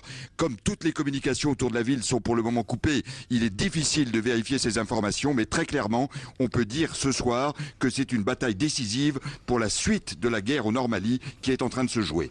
François Claus, l'un des envoyés spéciaux d'Europe 1 au Mali. Et ce soir, le Tchad, par la voix de son ministre des Affaires étrangères, annonce qu'il compte envoyer 2000 soldats au Mali. Aux États-Unis, un peu plus d'un mois après la tuerie de l'école Sandy Hook à Newtown, Barack Obama a présenté son plan de lutte contre les armes à feu. Le président américain a signé 23 décrets en tout, des décrets visant à renforcer la législation. Il demande également au Congrès d'interdire les fusils d'assaut. En France, l'examen du projet sur le mariage pour tous se poursuit en commission, mais il piétine car les députés de l'opposition défendent un à un leurs nombreux amendements. Il y en a en tout 570. François Hollande maintient le cap. Je tiendrai cet engagement, a-t-il réaffirmé, tout en excluant la tenue d'un référendum. Plusieurs centaines de salariés de Renault ont débrayé ce mercredi dans différentes usines pour dénoncer la suppression de 7500 postes annoncés par la direction. Des perspectives gênantes pour le gouvernement qui assure rester vigilant. De son côté, le ministre du redressement productif, Arnaud Montebourg, retient l'absence de licenciement et de fermeture de sites. Aucune de ces deux lignes rouges n'ont été franchies, assure-t-il. La bourde à présent d'une enseignante dans une école maternelle de Seine-Maritime. Elle pensait montrer à ses élèves un dessin animé téléchargé sur Internet. Raté, les enfants se sont retrouvés devant un film X. L'enseignante s'était absentée quelques minutes pour répondre au téléphone. La suite, c'est William Galibert qui la raconte. 5 minutes face à ces images porno qu'il n'aurait jamais dû voir. Ce sont les rires gênés des bambins et l'agitation dans la classe qui ont alerté le personnel de la maternelle. Et les parents de ces élèves de 3, 4 ou 5 ans confirment qu'en rentrant à la maison, les enfants ont posé des questions. Pourquoi le monsieur a mis son zizi dans la madame? Et d'autres questions encore qu'on va éviter de répéter, mais qui étaient plutôt du genre interdit aux moins de 18 ans. Une partie de la classe visiblement choquée donc, et les parents pas vraiment en colère, mais plutôt embarrassés en se demandant quelles conséquences cela pourrait avoir sur leurs enfants, et qui en même temps vous répètent tout le bien qu'ils pensent de l'enseignante dans la maternelle de ce petit village de 1200 habitants. Le rectorat de Rouen lui parle d'un accident extrêmement regrettable et mène une enquête administrative. Les parents se réuniront mardi pour discuter de cette affaire du porno à la maternelle. William Galibert, le football, Rennes s'est qualifié ce soir pour la finale de la Coupe de la Ligue en battant Montpellier 2-0. C'est une première dans l'histoire du club breton. Une première que salue bien sûr l'entraîneur Frédéric Antonetti. Je suis content pour le club parce que c'est un club qui depuis 15 ans a fait beaucoup d'efforts pour être une place forte du football français. Je suis content pour les supporters, on a vu leur joie, je sais qu'il y a une grosse attente, donc je suis content pour eux. Et puis je suis content pour nos joueurs aussi parce que, comme je l'ai dit souvent, c'est l'équipe que j'ai eu le plus de plaisir à entraîner parce que ce soir ils se sont dépassés parce qu'on a battu une bonne équipe. C'était un beau match, c'était du 50-50 et ils tenaient tellement à passer que l'état d'esprit était exemplaire. Donc voilà, je suis très content aussi du fait que les gars ont franchi une étape dans l'état d'esprit, dans le mental. Voilà, c'est surtout ça, c'est surtout là qu'il fallait travailler. Et ce soir, on a senti qu'on voulait vraiment la victoire. Les joueurs voulaient vraiment la victoire et ils l'ont obtenue de belle manière. Voilà, Frédéric Antonetti, très content, vous venez de l'entendre au micro Europe 1 de Stéphane Beignet. Rennes affrontera donc Saint-Etienne le 20 avril prochain au Stade de France. L'équipe de France de handball a quant à elle signé sa 4e victoire consécutive. Les Bleus l'ont emporté sur l'Argentine au tour préliminaire du mondial. Victoire 35-23, déjà qualifiée pour les 8e de finale. Les hommes de Claude Onesta sont toujours en tête du groupe A avant d'affronter l'Allemagne. Ce sera demain, vendredi.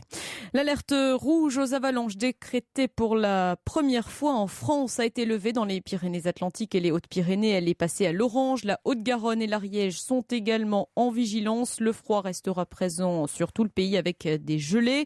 Le matin, quelques chutes de neige persistent dans l'Est, brouillard et verglas ce matin. Dans le Nord, côté Mercure, il ne fera l'après-midi pas plus de -4 degrés à Colmar, -3 à Dijon, -1 à Limoges, 0 à Paris, 3 à Bordeaux, 6 à Quimper et 10 à Nice. Très belle nuit à vous sur Europe 1. Il est minuit 8 et vous retrouvez Caroline Dublanche.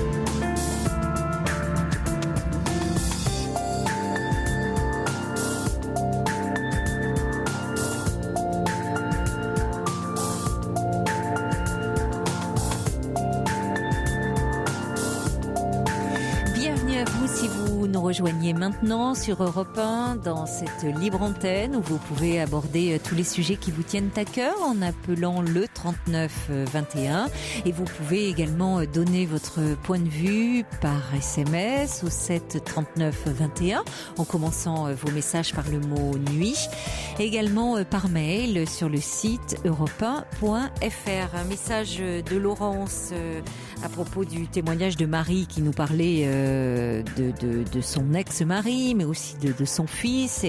Et son ex-mari qui l'avait trompé au départ de son fils, nous disait Marie. Alors Laurence dit le départ des enfants révèle souvent le vrai visage du couple parce qu'ils se retrouvent là en tête-à-tête et c'est alors qu'apparaissent les bonnes comme les mauvaises choses. Généralement les moins bonnes, si elles se sont ancrées dans la vie conjugale, sont malheureusement irréparables. Le bonheur conjugal se construit au quotidien, tout au long de la vie, y compris la partie de notre vie où nous sommes parents et après, il est parfois trop tard pour y remédier. Le principal, ajoute Laurence, c'est que vous vous sentiez aujourd'hui épanouie, ma chère Marie. Et puis, avant d'écouter un petit peu de musique, donc je vous rappelle que dimanche, nous parlerons de la famille, des petits règlements de compte en famille avec Nicole Prieur qui est psychothérapeute. Et si vous avez toujours eu le sentiment que vos parents préféraient vos frères et sœurs ou vous êtes au contraire le préféré de vos parents, ce qui fait que vos frères et sœurs vous rejettent, vous pouvez nous envoyer d'ores et déjà vos mails sur le site europe1.fr. Un de vos enfants adultes ne veut plus vous voir ni vous parler et vous ne comprenez pas pourquoi. Vous en avez assez de l'étiquette qu'on vous colle au sein de votre famille. Vous vous êtes senti lésé après un héritage et vous avez décidé de couper les ponts avec vos frères et sœurs. Au contraire, le décès de vos parents vous a rapproché de vos frères et sœurs. Vous vivez au sein d'une famille recomposée et les enfants de votre nouveau compagnon ou de votre nouvelle compagne ne vous supportent pas. Au contraire, c'est vous qui ne pouvez pas voir votre beau-père ou votre belle-mère. Pareil, vous pouvez nous envoyer votre mail europe1.fr, libre antenne, bien sûr. Vous mettez un prénom, un numéro de téléphone et nous essaierons de vous recontacter pour que vous puissiez vous exprimer dimanche et poser vos questions à Nicole Prieur, qui est une spécialiste de la famille. Et bien sûr, dimanche, nous serons en direct. Vous pourrez aussi vous exprimer au 39 21. Jusqu'à 1h sur Europe 1, Caroline Dublanche. Serre ton bonheur quand il vient, écoute les murmures et les lents dessins du fleuve rouge et mauve qui coule en nos seins. Ces dangers, ces ravins. Pleure la lumière quand elle meurt, puis hurle sous la lune comme ça l'air de rien, devant la nuit immense et jusqu'au matin. Céline Dion, Le Miracle.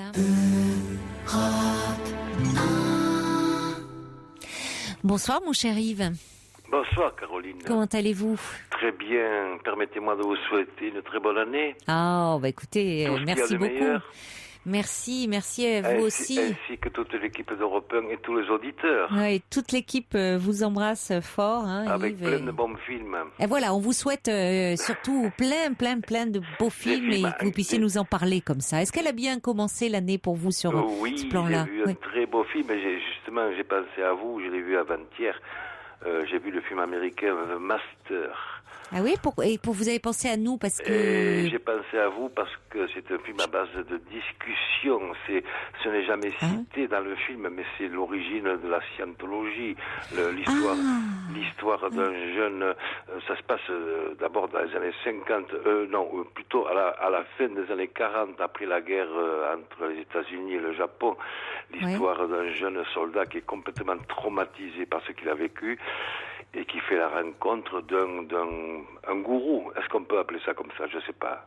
Un personnage qui est... ce n'est jamais cité dans le film, mais... Oui, elle n'est jamais citée en tant que telle. Voilà. D'accord. Mais on peut croire que c'est un genre de Ron Hubbard, à l'origine de la scientologie. Peut-être. De quand date la scientologie, je n'en sais rien. Non, moi non plus. Hein? Je ne sais pas quand est-ce qu'elle est née. Non. C'est le point de départ du film, et ce film est magnifiquement interprété par Joaquin Phoenix, qui est extraordinaire. Mais il est dans le rôle du... Non, c'est le soldat, lui, ou oui, c'est le soldat. C'est le soldat, d'accord. Et qui joue le gourou, alors Philippe Seymour Hoffman.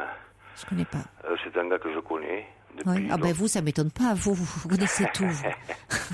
Bon, c'est vrai que The Master, c'est pas un film d'action, c'est un film à base de discussion, à base de méthodes à la recherche de personnalité. C'est très troublant comme un film, et la reconstitution des années 50 est magnifique. La famille du gourou, sa femme, ses enfants, tout ça. Vous voyez, Jeanne me dit, elle a regardé très vite sur Internet la scientologie, apparemment de naissance de 1952. Donc, oui. Bon, donc on est bien dans ces années-là. Ils font directement. Le film se passe en 1950 en fait. Ouais. Bon, enfin 50-52, voilà, ils ont situé dans ce contexte-là. C'est pas un film dans les années 70 ou 80. Non, pas du tout, pas du tout. Et bon, je pense que beaucoup, même maintenant, vous savez, les jeunes qui reviennent de la guerre, ils sont tous traumatisés, n'est-ce pas? Mais ça, on le dit pas. On le dit quand même. Ouais, enfin non, il y a un côté encore. Oui, c'est vrai qu'on n'en parle pas trop. On parle des traumatismes, en tout cas, on parle des blessures physiques, mais c'est vrai dans quel état psychique ça les laisse. Oui, c'est vrai que c'est plus tu. Voilà. Donc le film est basé là-dessus. La rencontre entre ce jeune soldat et le gourou. Dans le film, il s'appelle Todd. Enfin bref, ce gourou, c'est un gars qui parle beaucoup, il parle bien, c'est pas un imbécile, il est entouré de gens qui sont influencés par lui et qui influent les autres. C'est très troublant comme film. C'est un film qui fait plus de 2 heures. Il faut le voir, ce film. Moi, je suis à l'admiration devant ce Joaquin Phoenix, Paul, comment il s'appelle, Paul Thomas Anderson, qui est un cinéaste américain. C'est son 5e ou 6e film. C'est lui qui avait fait il y a 3-4 ans There Will Be Blood, l'histoire du chercheur de pétrole avec Daniel Day-Lewis, qui était un film magnifique. Mais il ne cherche pas la facilité, c'est sûr. Vu les sujets qu'il aborde, les thèmes qu'il aborde, effectivement. Oui, mais pour transposer ça sur un écran, moi je suis en admiration. Ça doit être très complexe, oui, de rentrer dans le fonctionnement même de l'emprise mentale. C'est compliqué à mettre ça en image. C'est très compliqué. Donc je comprends que ça soit beaucoup basé sur des dialogues, sur des échanges. Comment mettre en évidence l'emprise. Tout à fait, oui. J'ai vu ça avec beaucoup d'intérêt et j'ai pensé à vous quand j'ai vu. Tiens, là, il faut que j'appelle Caroline. Pas à moi en tant que gourou, quand même. Non, pas quand même. Vous me faites peur, là, subitement. Non. Bon, ça va alors. Non, pas quand même. Mais c'est quand même un sujet. J'aime bien le non, pas quand même, mais bon, un peu, quoi. C'est un sujet intéressant. Je voulais vous appeler il y a quelques jours pour vous parler de Foxfire de Laurent Canté. C'est un film qui se passe aux États-Unis. L'histoire est toujours dans les années 50. C'est célèbre années 50. L'histoire d'un gang de filles qui se révoltent contre le machisme, Ah oui, j'en ai entendu parler. Voilà.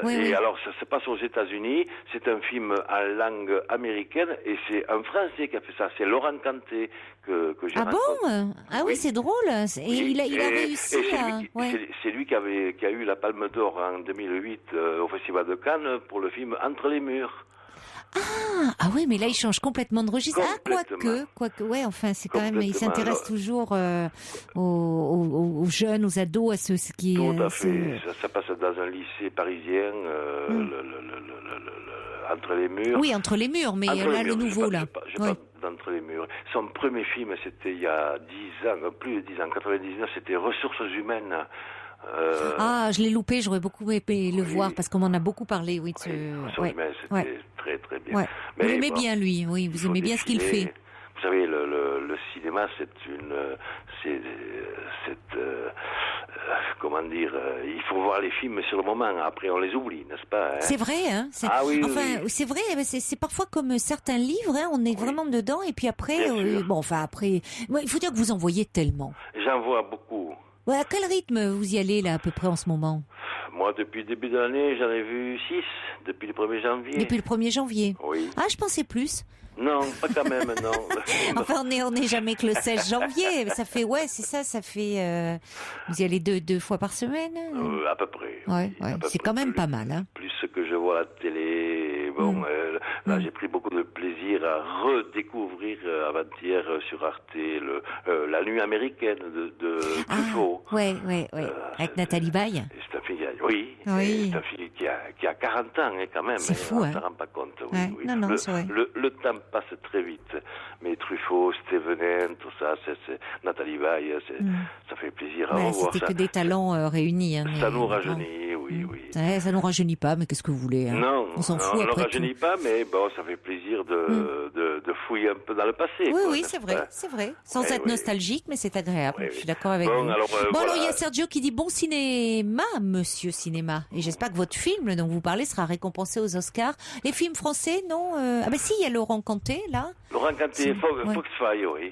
Ouais. Et rien d'autre? Non, qui vous a... Le film français, non. Bon, il y a le nouveau film qui sort aujourd'hui que j'irai voir avec Fabrice Lucchini. C'est un film européen. Alceste à bicyclette. Oui. Avec Lucchini. Ça doit être. Lucchini et Lambert Wilson. Deux comédiens et où l'un veut lui. C'est réalisé par comment s'appelle, Philippe Leguet. C'est celui. On en avait parlé à votre antenne. C'est lui qui avait réalisé il y a quelques mois Les femmes du 6e étage avec Lucchini et l'histoire dans un immeuble, en haut de l'immeuble, il y avait des les femmes du 6e étage espagnoles, portugaises. Oui, c'était génial. C'était vachement bien. Oui, mais vous voyez, on oublie tout ça. On oublie, bien sûr. Alors, il y a Ninon, elle dit, moi, je suis allée voir Ernest et Célestine. Oui, elle dit, c'est très mignon, c'est très bien dessiné. Français, elle dit vraiment, c'est un très beau, c'est adorable sur la tolérance. Et puis, elle dit, une histoire d'amour, beau, érotique, avec Laetitia Casta et Benoît Poulvorde. Très bien joué. Il y avait un article magnifique, d'ailleurs, sur Benoît Poulvorde dans Le Monde, qui, je trouve, retraçait bien la personnalité de cet acteur complexe et tellement attachant. Il y a un film qui sort aujourd'hui et que je vais aller voir. Je suis un fanatique de Quentin Tarantino, c'est Django. Ah oui. Je vais aller voir Django. Alors surtout, moi je voudrais dire à tous ceux qui ne veulent pas aller voir ça parce qu'il y a trop de violence, trop de sang et tout, je veux leur dire que Tarantino, il ne se prend pas au sérieux. Tous ses films sont des comédies, il faut les prendre au 2e degré. Ce sont des parties de rigolade, il faut les prendre comme ça. Que ce soit Kill Bill, Jackie Brown, Inglourious Bastard, qui était un chef-d'œuvre sur l'avant-dernier film, il faut les prendre au 2e degré. C'est marrant. Il y a du sang, il y a de la violence, il y a des morts, c'est sûr. Oui, mais c'est vrai, il faut pas. Vu par Tarantino, c'est formidable. Ouais. Il y a Dominique qui dit vous devez être content pour Amour puisque vous en aviez parlé à l'antenne. Oui, on avait parlé d'Amour. On en avait parlé, magnifique, bouleversant. C'est d'ailleurs Sergio, il disait là-dessus quand votre film adoré serait récompensé aux Oscars, il parlait d'Amour, il parlait pas de celui que vous évoquiez. C'est moi qui me suis trompée. Et puis il y a Mohamed qui dit lui son grand film c'est Il était une fois l'Amérique. Ah oui, de Sergio Leone. Ah ouais. Grand. Oui. Il a raison, Mohamed. C'est un grand film. Et puis il y a le même Sergio qui est très en forme et qui dit moi je m'en fous de savoir quand est née la scientologie, mais la dublanchologie est née il y a un peu plus de 10 ans. Quelle angoisse. Ce serait horrible. Ah ouais. Bon, écoutez, Caroline, tout ça. Et là, vous n'entendez que ce qui se passe. Si vous saviez ce qui se passe derrière, hors antenne, c'est terrible. Tout ça pour dire que le cinéma cinéma, ça se savoure dans une salle de cinéma, dans le silence Ça complet. sera toujours le mot de conclusion, c'est vrai. Le cinéma, c'est oui. pas la télévision, c'est dans une salle obscure. Moi, je veux dire une chose, Caroline. Oui. Quand je veux redécouvrir un film à la télé qui passe en deuxième partie de soirée, c'est-à-dire à partir de 11h, je me frotte les mains. Ah, tiens, ça va être bien. Et puis, je chute, je m'endors devant la télé. Oui, c'est vrai, c'est plus rare de s'endormir au ciné, ou alors faut vraiment être crevé, quoi, ou que le film soit... Pour moi, la télévision, c'est le meilleur des somnifères. Mais aussi... Mais vous avez raison, écoutez la radio, c'est mieux. Voilà, on reste plus éveillé. Voilà. Dans une salle de cinéma, je ne dors jamais. Ouais, mais non, ça, visiblement, vous êtes toujours en éveil et toujours aussi passionné et passionnant. Voilà. Merci beaucoup, Yves. Alors à bientôt pour d'autres films. Tout à fait. Je vous embrasse. Bonne soirée, bonne nuit. Soirée. Je vous embrasse aussi. Au revoir, bonne soirée. Pour intervenir dans l'émission, appelez le 39 21 34 centimes la minute.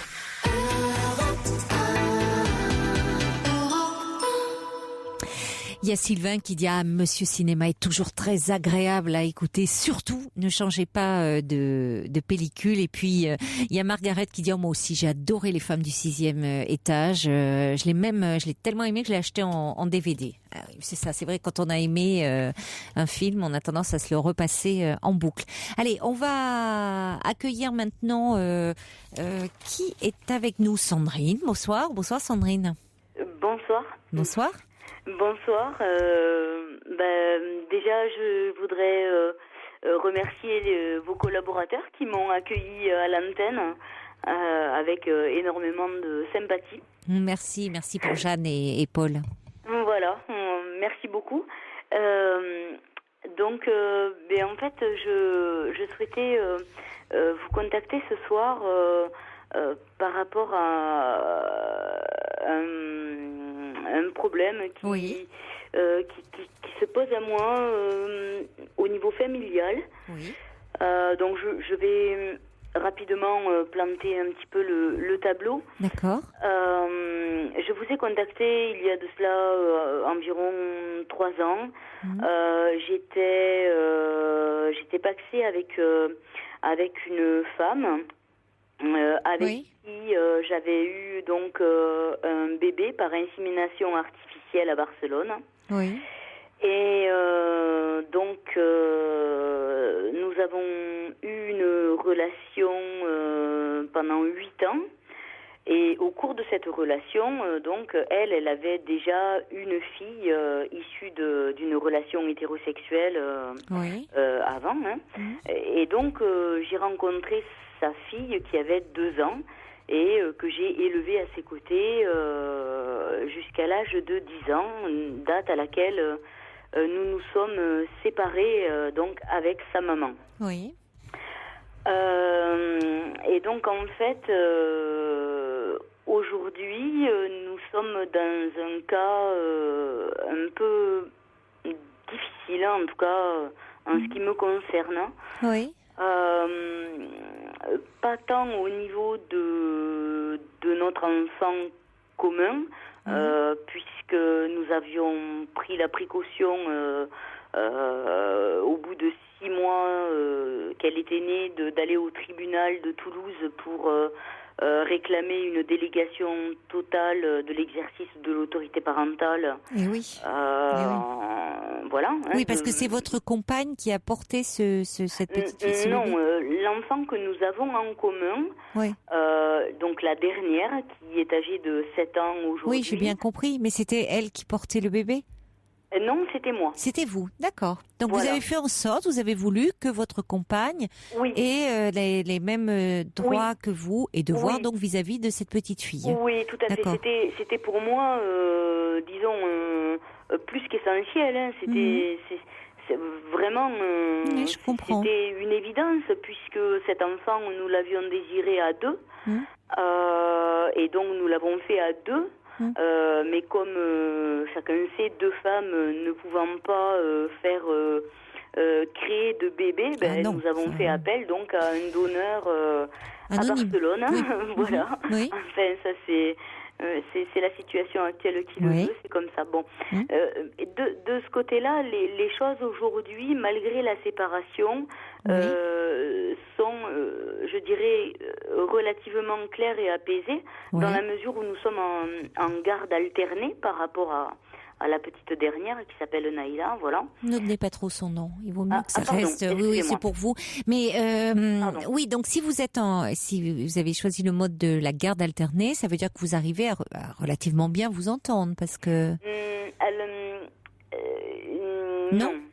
Ah bon? Non, parce qu'en fait, j'en viens au sujet qui me préoccupe et qui fait que je vous appelle. Le problème ne vient pas vis-à-vis de votre fille, de cet enfant qui nous est commune, mais de la première enfant qu'elle a eue. Oui, de son union hétérosexuelle, de sa précédente union, voilà. Exactement. Et donc, moi, j'ai rencontré sa petite, elle avait 2 ans. Et oui, vous l'avez élevée pendant 8 ans, puisque vous vous êtes séparés, elle avait 10 ans. Pendant 8 ans, exactement. Oui. Voilà. Et donc, lorsque nous nous sommes séparés en février 2011, après nous être pacsés et mariés en famille, puisque c'est comme ça que ça a été vécu par la famille, y compris une famille gitane, donc c'est pas rien. C'est-à-dire que c'est eux qui nous ont dit non, ça s'appelle pas un pax, pour nous c'est un mariage. Alors la famille gitane, c'était du côté de votre compagne ou du père de cette petite? D'accord. Oui, c'était du côté. Oui, donc que le pax, ça n'avait pas de signification pour eux, c'était un mariage, d'accord. Ah oui, tout à fait, tout à fait. Voilà. Et donc tout s'est bien passé, et puis donc nous nous sommes séparés 1 an après cette fête de mariage, en fait. Voilà. Et le problème qui se pose aujourd'hui, il est par rapport à ma belle-fille, c'est-à-dire la fille de mon ex-compagne, qui est âgée de 12 ans aujourd'hui, qui a un papa. Forcément, voilà. Oui. Qu'elle connaît et qui est là, qui est présent pour elle. Ça c'est très compliqué. On ne peut pas vraiment dire qu'il est présent pour elle. Mais enfin, ceci dit, il paie sa pension alimentaire, il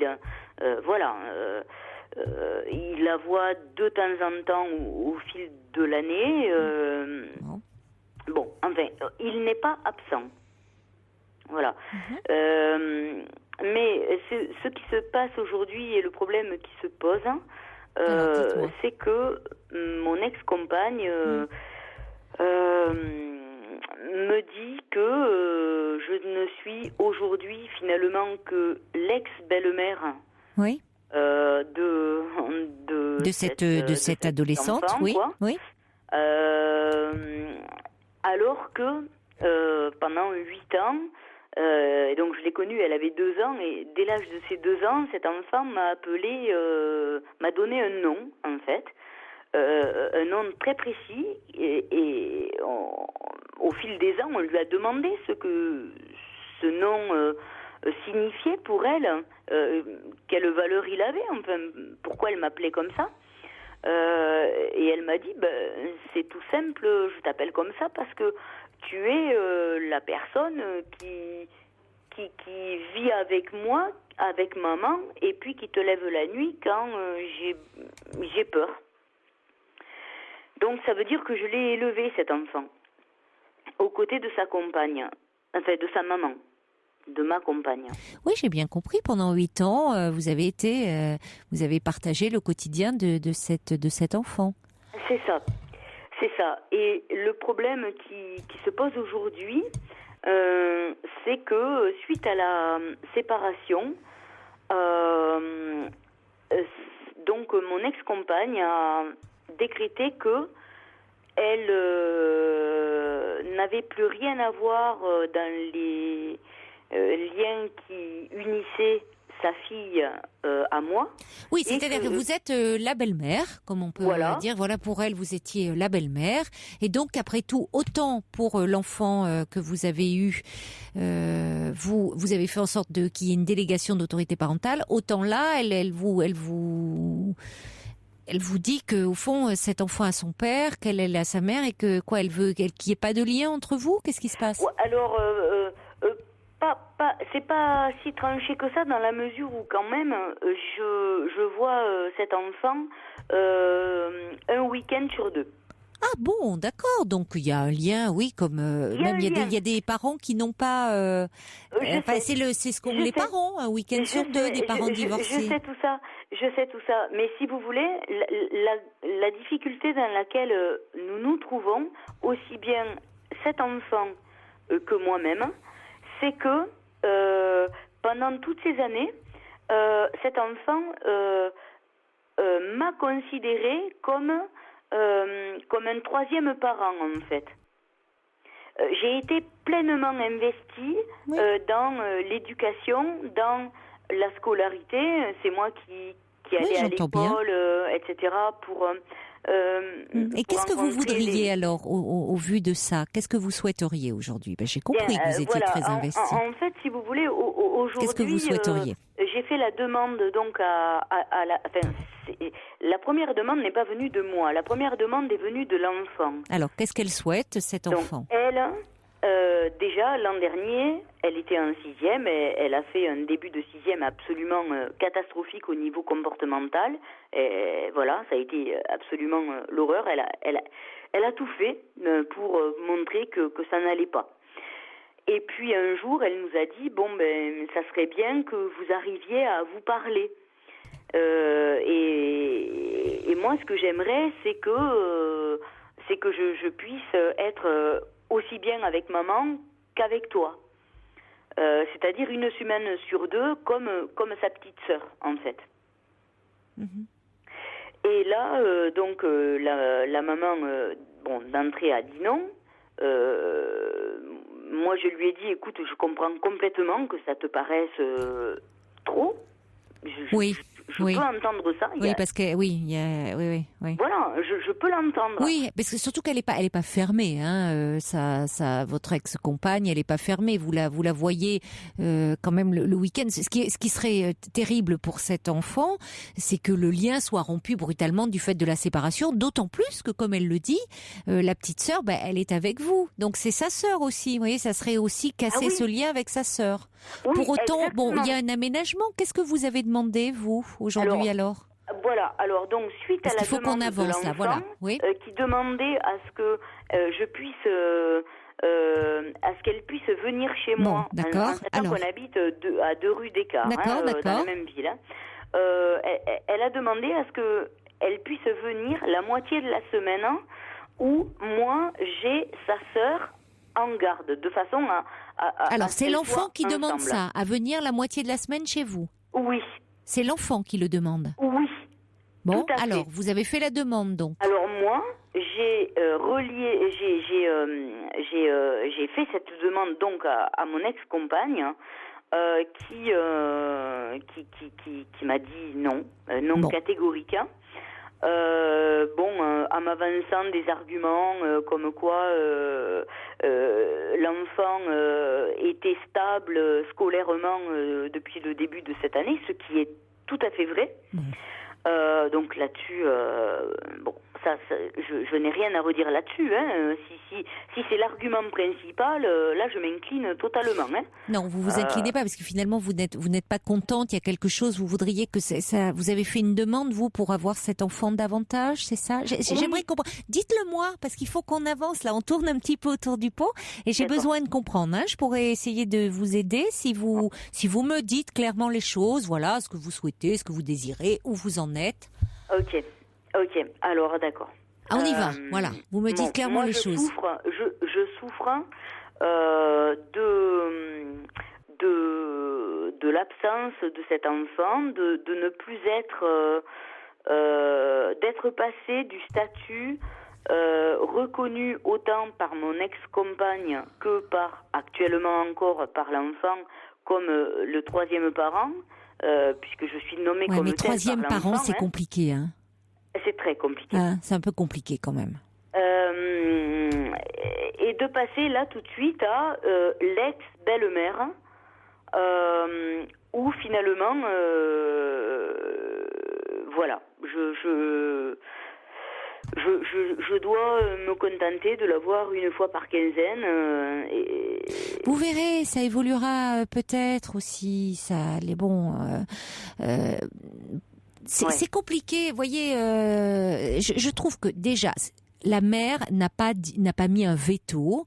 Elle veut pas vous rayer de cette histoire. Elle prend en compte que pendant ces 8 ans, vous avez été à ses côtés pour vous occuper sur cette petite fille, pour veiller sur elle, pour partager les soucis du quotidien et les plaisirs.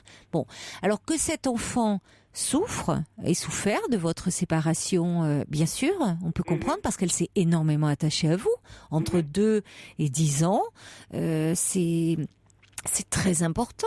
Ces années-là, vous étiez dans son quotidien, vous étiez comme une autre maman pour elle, enfin comme bon, donc je comprends ce que vous disiez par le fait de 3e parent. Bon, que vous avez été très présente, donc c'est normal que comme un enfant, lorsque les parents se séparent, souffre de la séparation des parents, et d'autant plus, c'est vrai que ça la met à une place particulière, parce qu'autant quand vous étiez tous les 4, il y avait elle, pendant un temps, il y avait qu'elle déjà avec votre compagne, et puis après est arrivée sa petite sœur, et vous formiez une famille. Et là, c'est vrai que ça la renvoie à sa situation un peu, elle, différente, un peu dans la mesure où, maintenant, sa petite sœur, c'est 1 semaine sur 2 en garde alternée, et elle doit se dire, pourquoi pas moi? Oui. Pourquoi pas moi? Je peux pas aussi, parce qu'il y a 1 semaine sur 2 où elle est non seulement séparée de vous, mais de sa petite sœur. Tout à fait, ça, elle l'a exprimé. Bien sûr, mais ça se comprend. On peut comprendre qu'elle le ressente un peu difficilement, qu'elle ait du mal à comprendre. Mais c'est pour ça que je vous demandais le rôle du père dans cette histoire, parce que, alors, vous me dites, c'est là le problème, c'est qu'il n'est pas aussi présent que, que ça serait bien pour cette petite fille. Alors déjà, c'est bien, il paye une pension alimentaire, donc ça montre que sa fille compte pour lui et qu'il s'investit dans les frais, et que quand même, elle le voit aussi, son père. Elle le voit assez régulièrement lors des vacances scolaires. Pas à chaque vacances scolaires, mais enfin, le plus possible, elle y va. Voilà, mais si vous voulez, à un moment, que cette petite fille, elle soit tiraillée, ça se comprend très bien. Mais on voit bien que dans une séparation, quand il y a quand même un conflit dans le couple, eh bien là, chacun reprend un peu ses prérogatives, ou même quand c'est un enfant en commun, parfois les parents se déchirent, règlent des comptes à travers cet enfant, ce qui est toujours très préjudiciable. Mais là, comment reprocher aussi véritablement à à votre compagne de dire, cet enfant qui est quand même son enfant, qu'elle a eu avec un autre, même si vous avez participé pendant ces quelques années à sa vie, à sa construction, elle vous met dans une position, d'une certaine façon, de parent, mais que vous avez un week-end sur 2. Vous avez cet enfant un week-end sur 2. Je crois que pour le moment, si vous vous montrez, enfin moi c'est le sentiment, mais si vous en demandez peut-être trop, à vouloir être trop exigeante, ça risque d'envenimer la situation. Parce que pour le moment, elle a 12 ans. L'enfant. Vous voyez, donc elle est encore très dépendante de sa mère, c'est elle qui décide dans un quotidien, mais en grandissant, elle peut dire là j'ai vraiment envie de la voir plus, ça peut s'assouplir. Ce que je trouve important, c'est que le lien ne soit pas rompu entre vous. Alors voilà. Et d'autant plus qu'il y a une petite sœur, elles sont sœurs, donc qu'il y ait une question un peu équitable. Voilà. Alors justement, là vous touchez justement. Il va falloir qu'on conclue. Au point où qui fait mal et qui fait l'objet de mon appel. Oui, mais alors là, il aurait fallu qu'on y vienne plus tôt. Permettez-moi, Sandrine, mais là, voyez, j'ai d'autres personnes qui sont en attente. Je peux pas arriver. Si vous me parlez juste maintenant de l'objet de votre appel, ça va être compliqué là. Je comprends. Voilà. Alors, ça va être très rapide. Alors parce très rapide. Vous avez répondu en partie à ma question. La question que je me pose aujourd'hui, c'est est-ce que je ferais pas mieux de lâcher, de dire stop finalement au un week-end sur 2, et de laisser ma belle-fille avec sa mère, simplement. Pourquoi? Eh bien, je vous comprends pas là. Pourquoi? Pour quelle raison? Parce que moi parce que ça me fait souffrir de ne plus être impliquée. Non mais alors attendez. Là, c'est complètement paradoxal parce que ça vous. Mais vous pensez à qui? À vous ou à l'enfant? Pardonnez-moi, je vais être un peu abrupte, mais parce que ça vous fait. Vous étiez en train de me dire que l'enfant, est-ce qu'on peut comprendre? Vous là, c'est plus maintenant. Vous en faites une question presque de. Vous êtes dans une exigence ou c'est vous faites passer en priorité là par rapport à l'enfant. Je suis désolée. L'enfant, qu'elle exprime une souffrance lors de la séparation avec sa mère, quand elle vous dit vous avez été là pendant toutes ces années et que donc elle souffre de moins vous voir. Ouais. Bon, d'accord. Mais là, vous êtes en train de me dire, comme vous, ça vous fait souffrir, tant qu'à faire, autant de plus la voir du tout. Vous tenez pas compte du tout de l'enfant, là. Non. Et même, je trouve que par rapport à votre fille, ça serait, c'est un drôle de message que vous faites passer par rapport à la fratrie. Ouais, c'est-à-dire, ta sœur, maintenant, hop, on s'est séparés, nous deux. Tu vois, la famille qu'on formait, on n'en a plus rien à faire. Maintenant, frère, chacun reprend son dû. Ouais. Ça sera un sacré message que vous feriez passer. Ouais, mais non, je suis désolée. Bien sûr, vous êtes confronté à ce que vivent des parents malheureusement lors d'une séparation, où parfois celui qui a la garde, et malheureusement c'est souvent la mère. Je dis c'est comme ça, mais je ne dis pas que c'est une bonne chose forcément, mais que les pères souvent dans ces situations sont lésés et se retrouvent avec l'enfant un week-end sur deux, et c'est très douloureux. Oui. Mais pour autant, parce que c'est difficile, on va dire allez hop. Autant couper le lien, oui, mais l'enfant, lui, il va en souffrir terriblement. Oui. Non, écoutez, c'est comme ça, vous voyez, au contraire, l'important est que ce lien soit préservé, mais il faut accepter aussi de lâcher du lest et du fait que, oui, vous avez été impliqué dans l'éducation tant que vous partagiez le quotidien de la mère, mais que cet enfant a quand même sa mère et son père. Oui.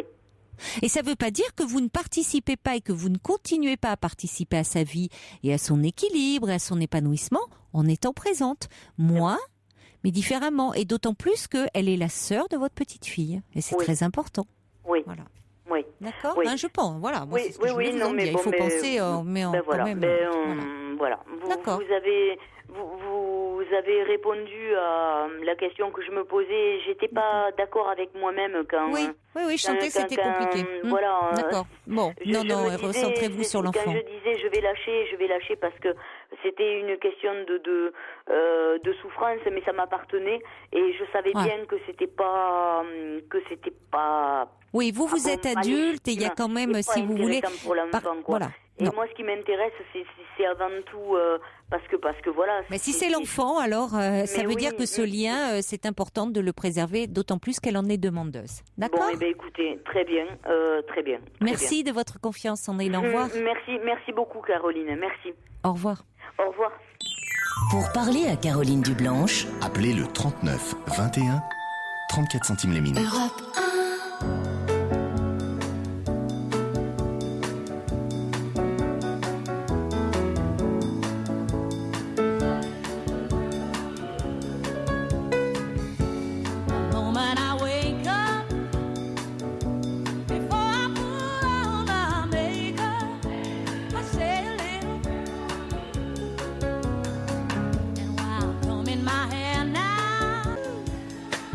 Aretha Franklin, I Say a Little Prayer.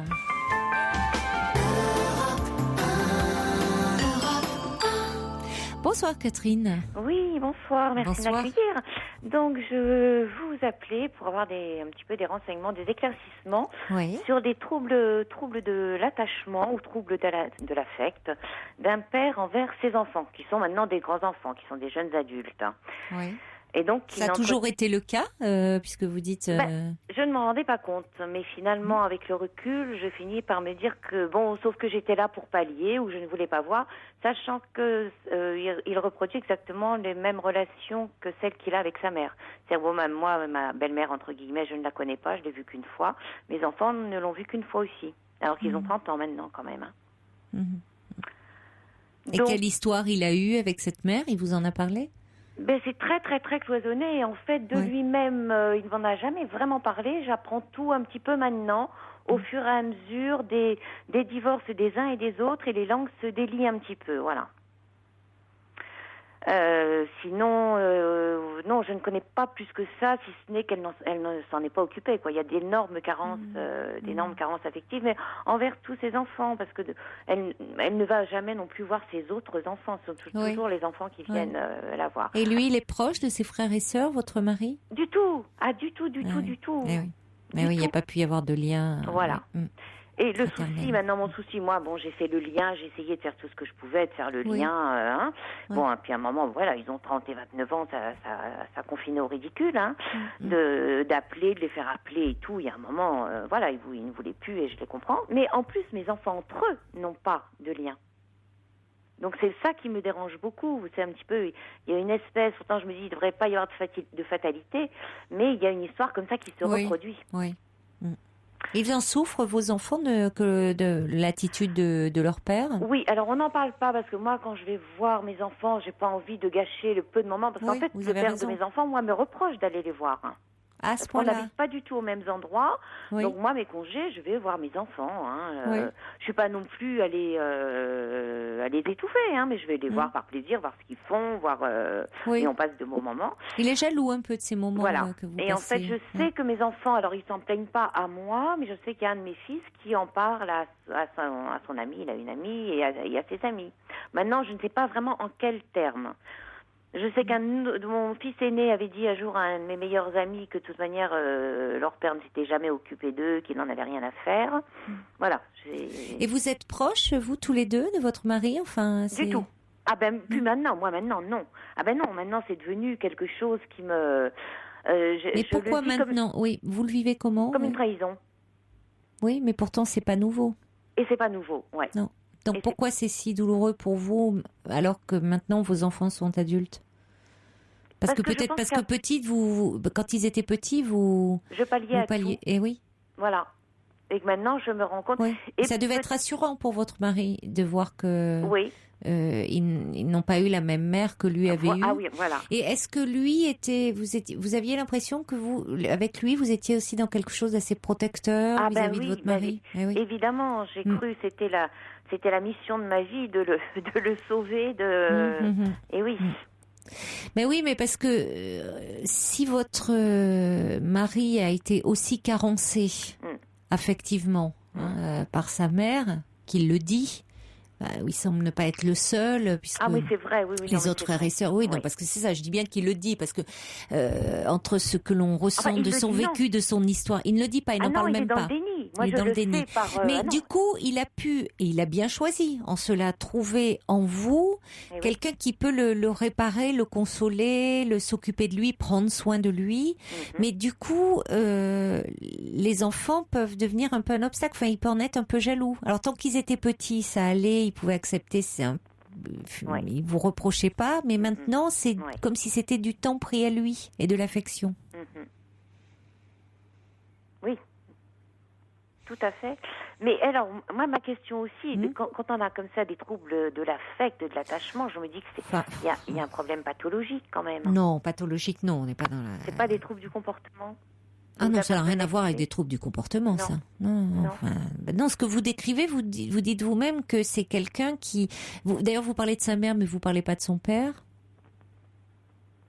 Le père de votre mari? C'était une histoire aussi très très compliquée. Ils sont séparés très très.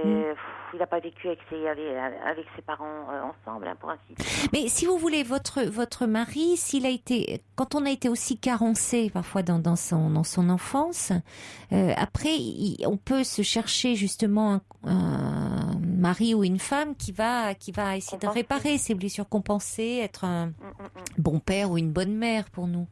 Mais du coup, les enfants peuvent être en trop.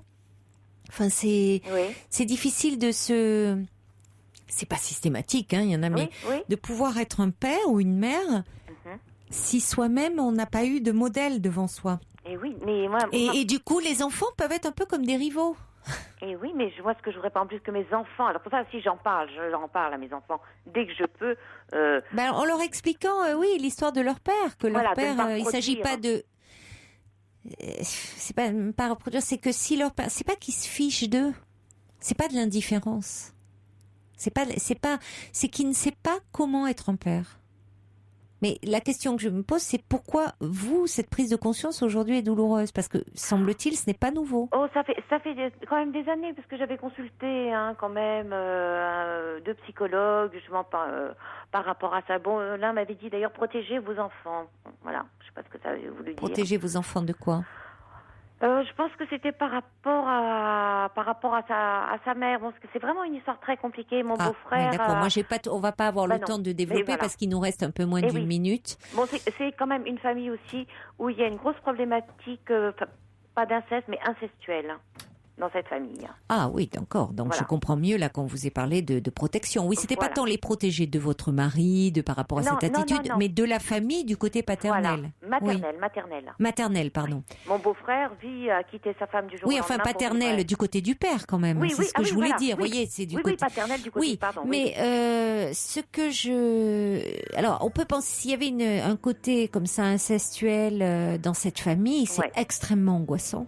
Extrêmement angoissant. Et du coup, ça peut expliquer aussi que votre mari se tienne à distance de ses enfants. Ce qui est une façon de les protéger. De les protéger aussi. Oui, malheureusement. C'est-à-dire, comment trouver la bonne distance quand on a grandi dans une famille où il n'y a pas de possibilité d'intimité, où l'intimité est bafouée et où il n'y a pas de passage à l'acte, mais il y a une intrusion. Et votre mari, c'est peut-être lui tenu dans une extrême grande distance pour protéger de ça, pour se protéger d'un climat.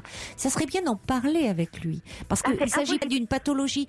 Oui, il faut quand même peut-être un petit peu essayer, mais c'est comme ça. On doit se quitter parce qu'il est 1h et je dois rendre l'antenne. Merci en tout cas, mais vous pouvez aller en parler comme vous l'avez fait si vous le souhaitez. Au revoir Catherine.